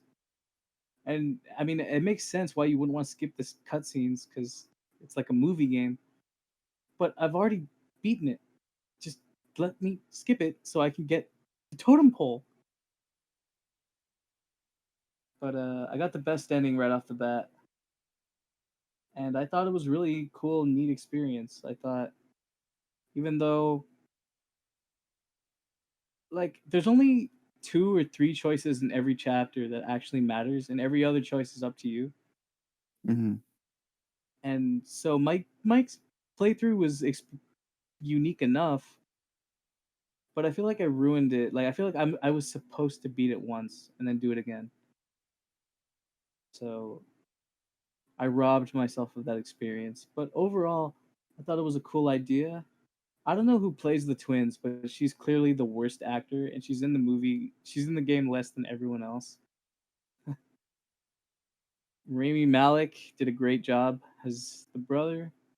I liked him in it. Hayden Mm-hmm. Panettiere was annoying. I didn't know she had an accent, but it's hard not to notice now.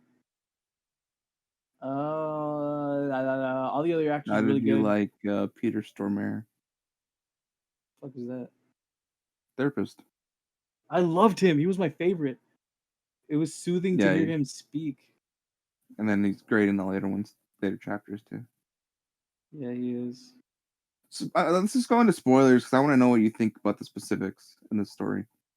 Uh, Point him out specifically though, because I kind of blacked it out of my head. So you're not really into the horror thing, right? You try to avoid that shit, or you're No, I not. love You're just not horror. your jam. Oh, Horror is okay. my favorite. I love Eh, paranormal stuff a lot. right, we watched those movies. I don't know why the fuck I thought that of you. I'm thinking I of have someone friends else. who are like that. So uh, you definitely knew nothing going in, right? No, not at all. But I would look up like when this happens, do this. It was like, oh well, now I know it happens. So that's kind of What what do you happened. What do you think of the? I guess how the first. Let's go with the characters. Do you like the characters? Some of them, I hated Emily with a passion. She was just bitch. The character, Mm-hmm. annoying as all hell. I thought, what was her name? What was the girl that was with Mike? Jessica. I thought she had a fat, juicy ass.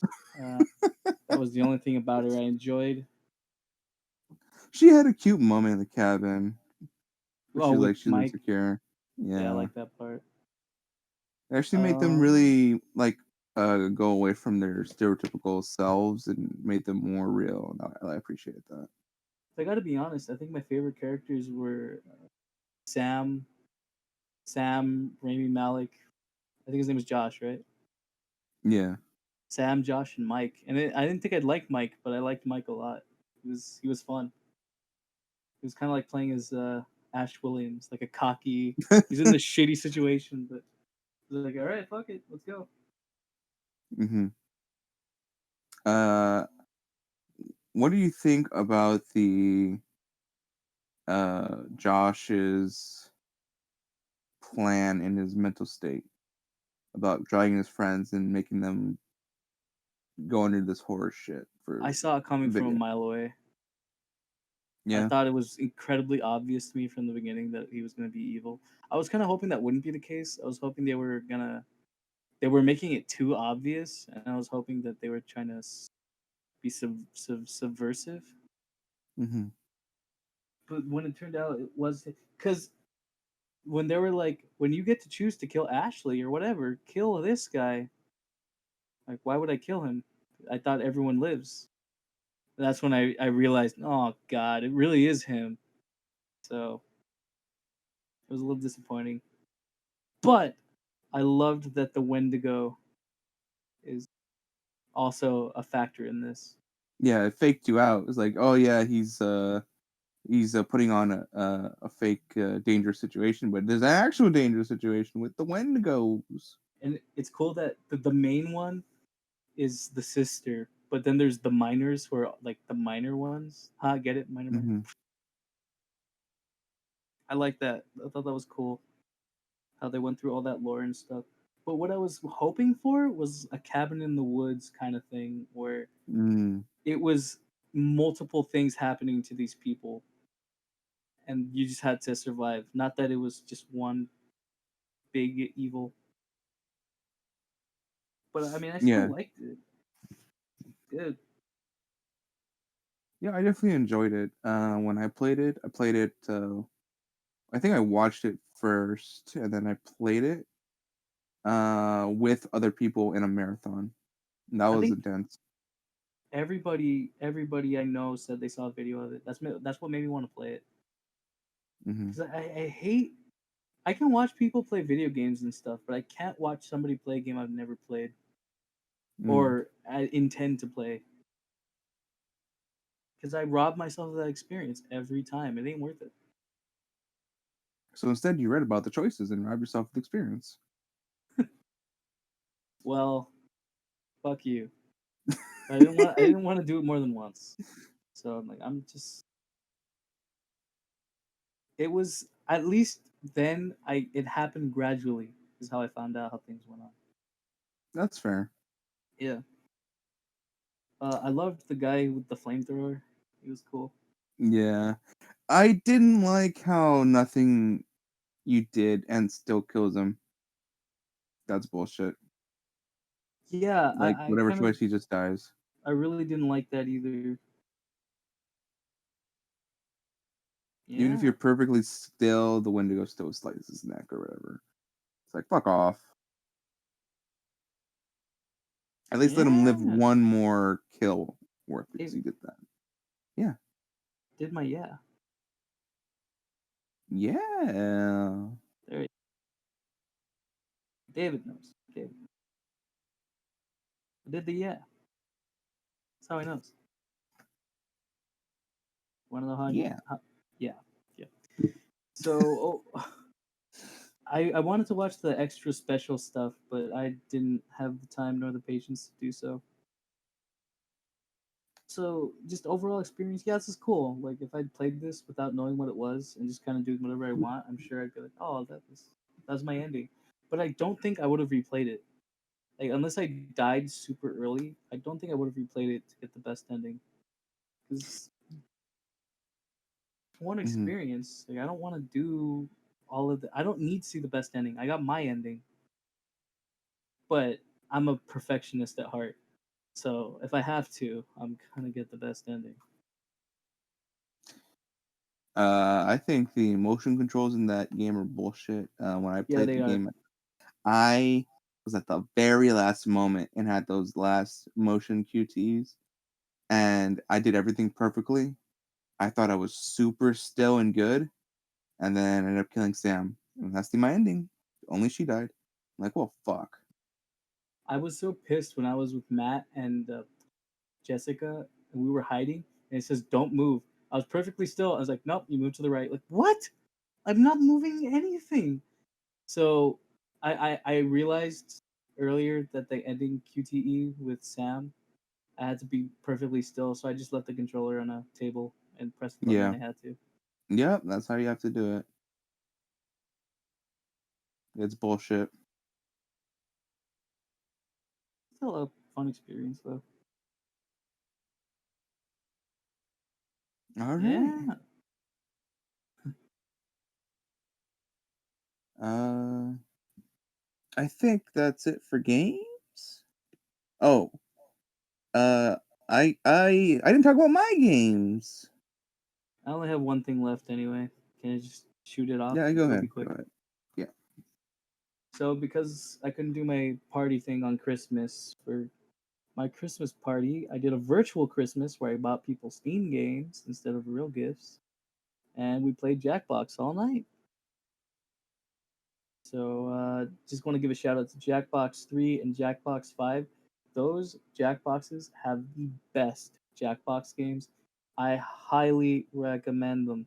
There was one, I'm not gonna look up, I'm not gonna check, you can check out, it's 3 or 5, but one of them had one where you have to make up a made up item and you have to sell it to the rest of the players, and we have to vote on which Hmm. one we like the most, and it was so fucking fun.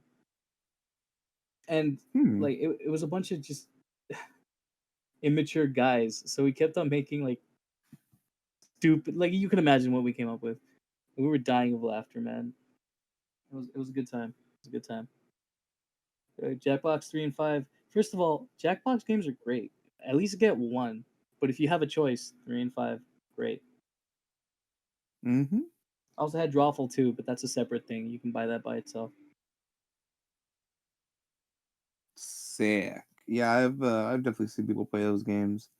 Um, but I don't have people to play them with. It's a I don't get dilemma, but them. I'm trying to find friends to do it with. I was actually supposed to play today with a friend, but I don't know what's happening with that. See, that's it. That's it. Well, I got some games and I played the beginning of a few just to get them started. I did that with Danganronpa. I Oh did that yeah. with Persona 4 Golden on the PC. Yep. Uh, I did that with a game called what's it called? Hold on, I can salvage this. I've We can played. I make did it the exact same thing you builder. did, by the way, David. I've started both of those and never finished It's called um your no. them. You're Uh a bitch. oh god, I can't remember what it's called. If Found. It's a Irish visual novel like, but its presentation is like a sketchbook that you like erase to see the next scene. It's pretty. You lost me I've at Irish. well, there you go. Yeah, you racist fuck. I'm Okay. just kidding.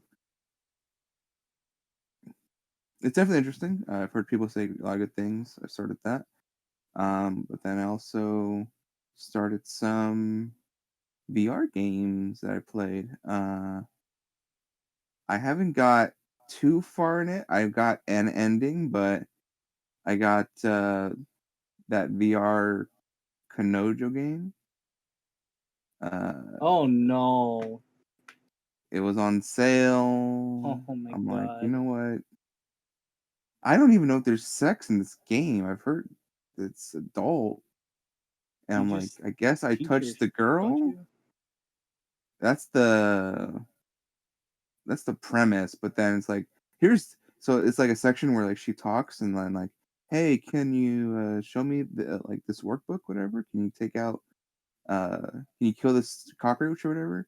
And then it's like, oh, now we're into the section where you can touch her body, and then she'll react to it. I'm like, yeah, this is Japanese as fuck. All right, I'm just gonna move on because there's nothing actually going on, and I'm not getting anything out of groping a fucking high schooler.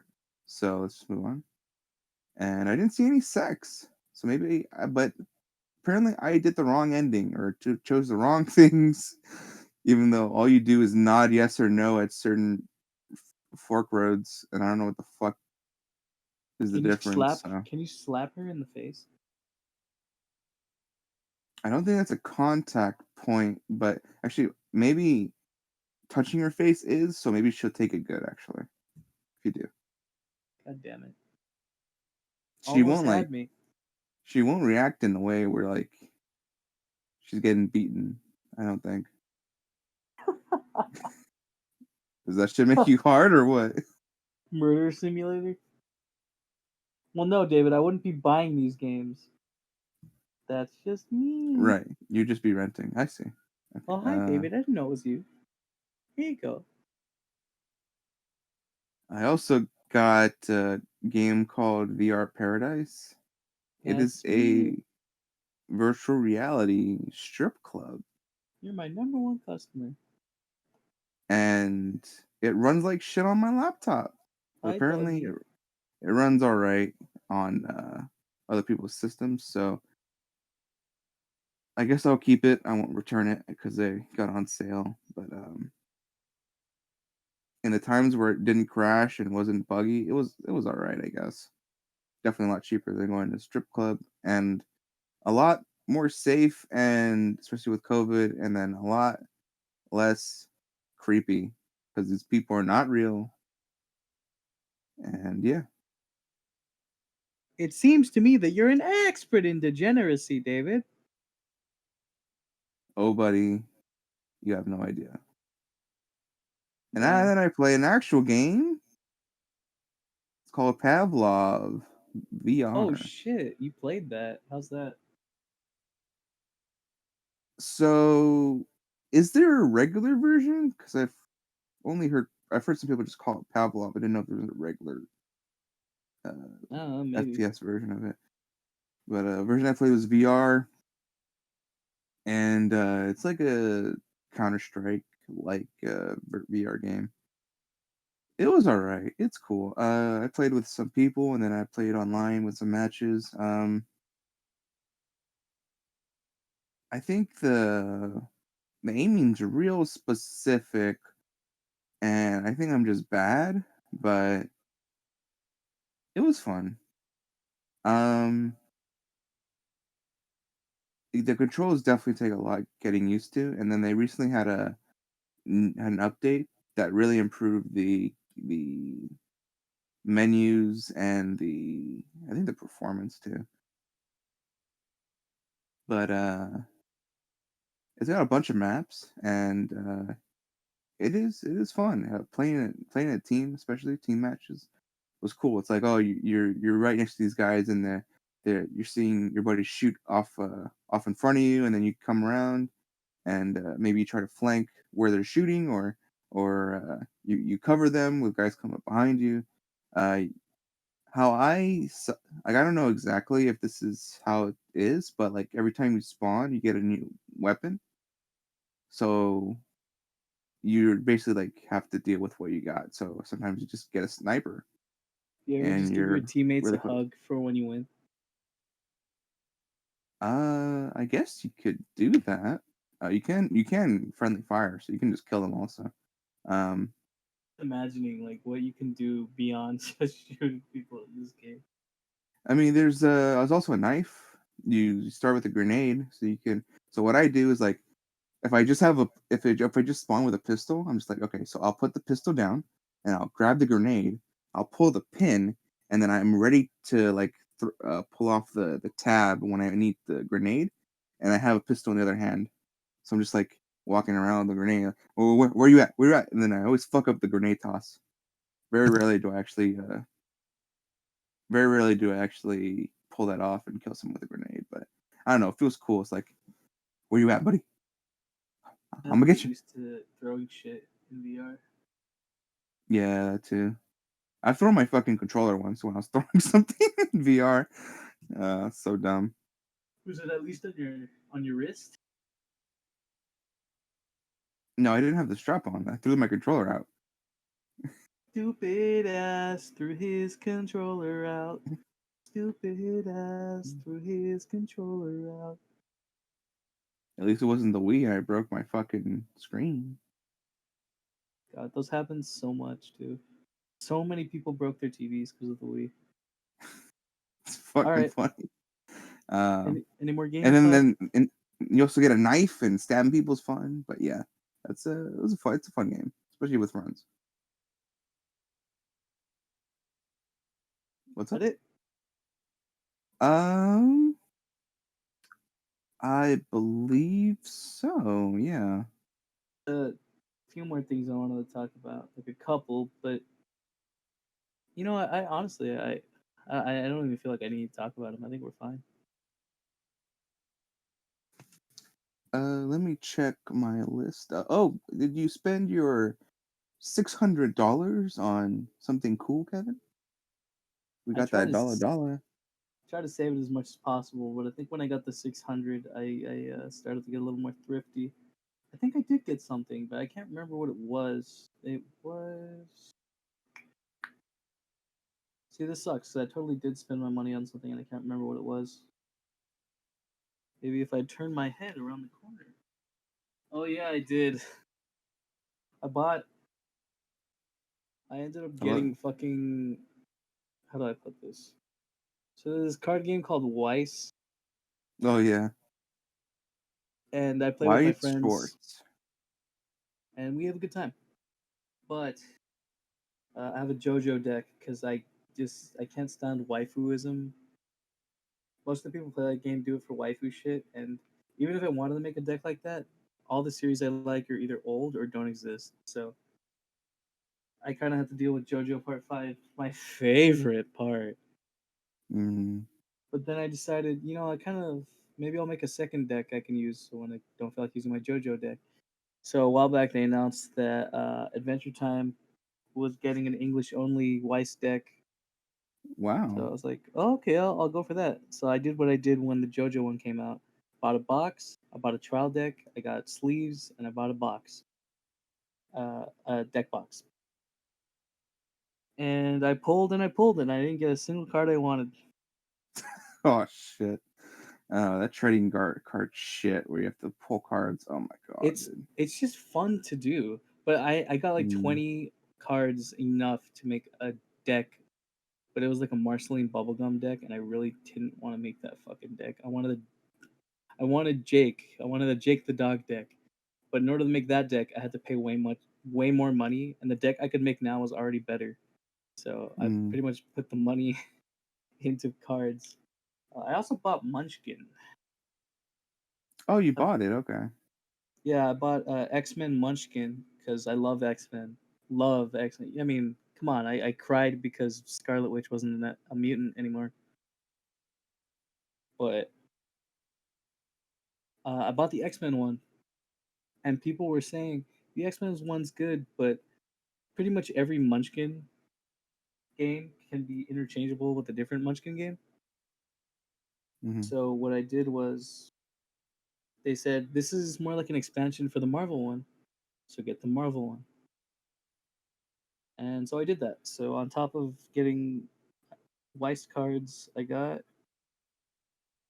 Marvel, Marvel Munchkin, and X Men Munchkin. So I can't wait to try that out. Other than that, I got Until Dawn with the stimulus, and I mean, I don't even consider it just using the stimulus check. It's just using the money I have. Like I've been saving as much as I can. I'm not doing a very good job of it. Got some pretty dope shit. You are doing your patriotic duty and restoring the economy for these niche ass games. Hells yeah. You can't stop me in my bullshit.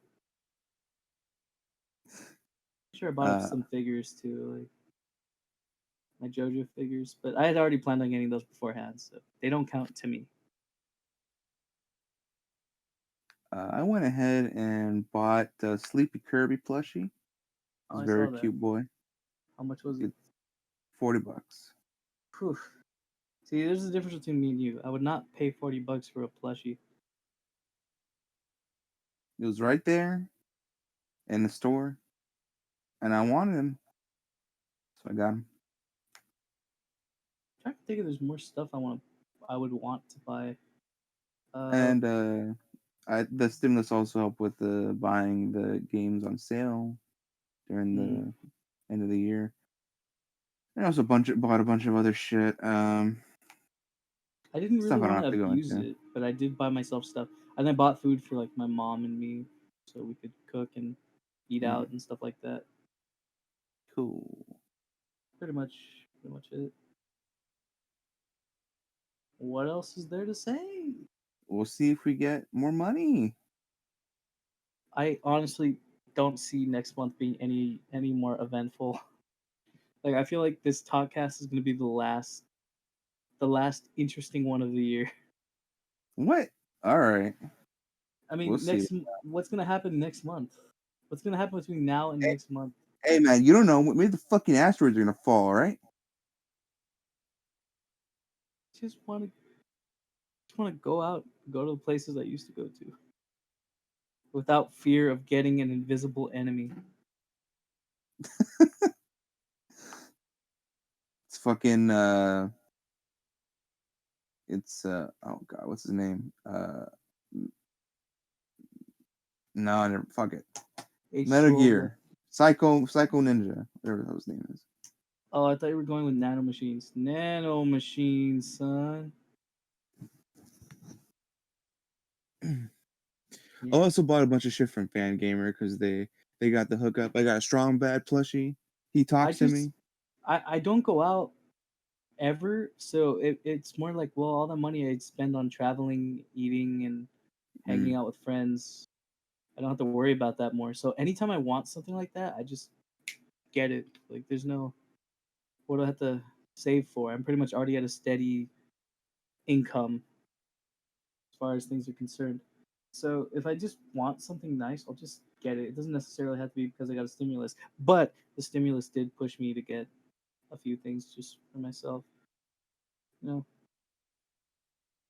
I bought some Yeah. Scott Pilgrim books just because I saw that there were new covers, and like I don't want the new covers. I want the old covers. So I get those before they are gone. Um, I really don't know if there's anything else I bought. I don't know if there's anything else I'm going to buy, honestly. But hey, if I do, you'll be the first to hear about my consumerism. Your consumerism.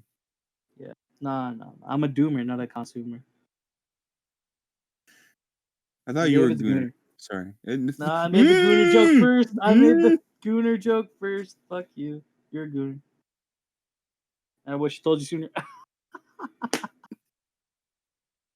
Hey, David. Mm-hmm. You're a gooner. Hey, David. Knock, knock. Yeah. Who's there? You're a gooner. Hey, David. Yeah. One more time. Good night, everybody.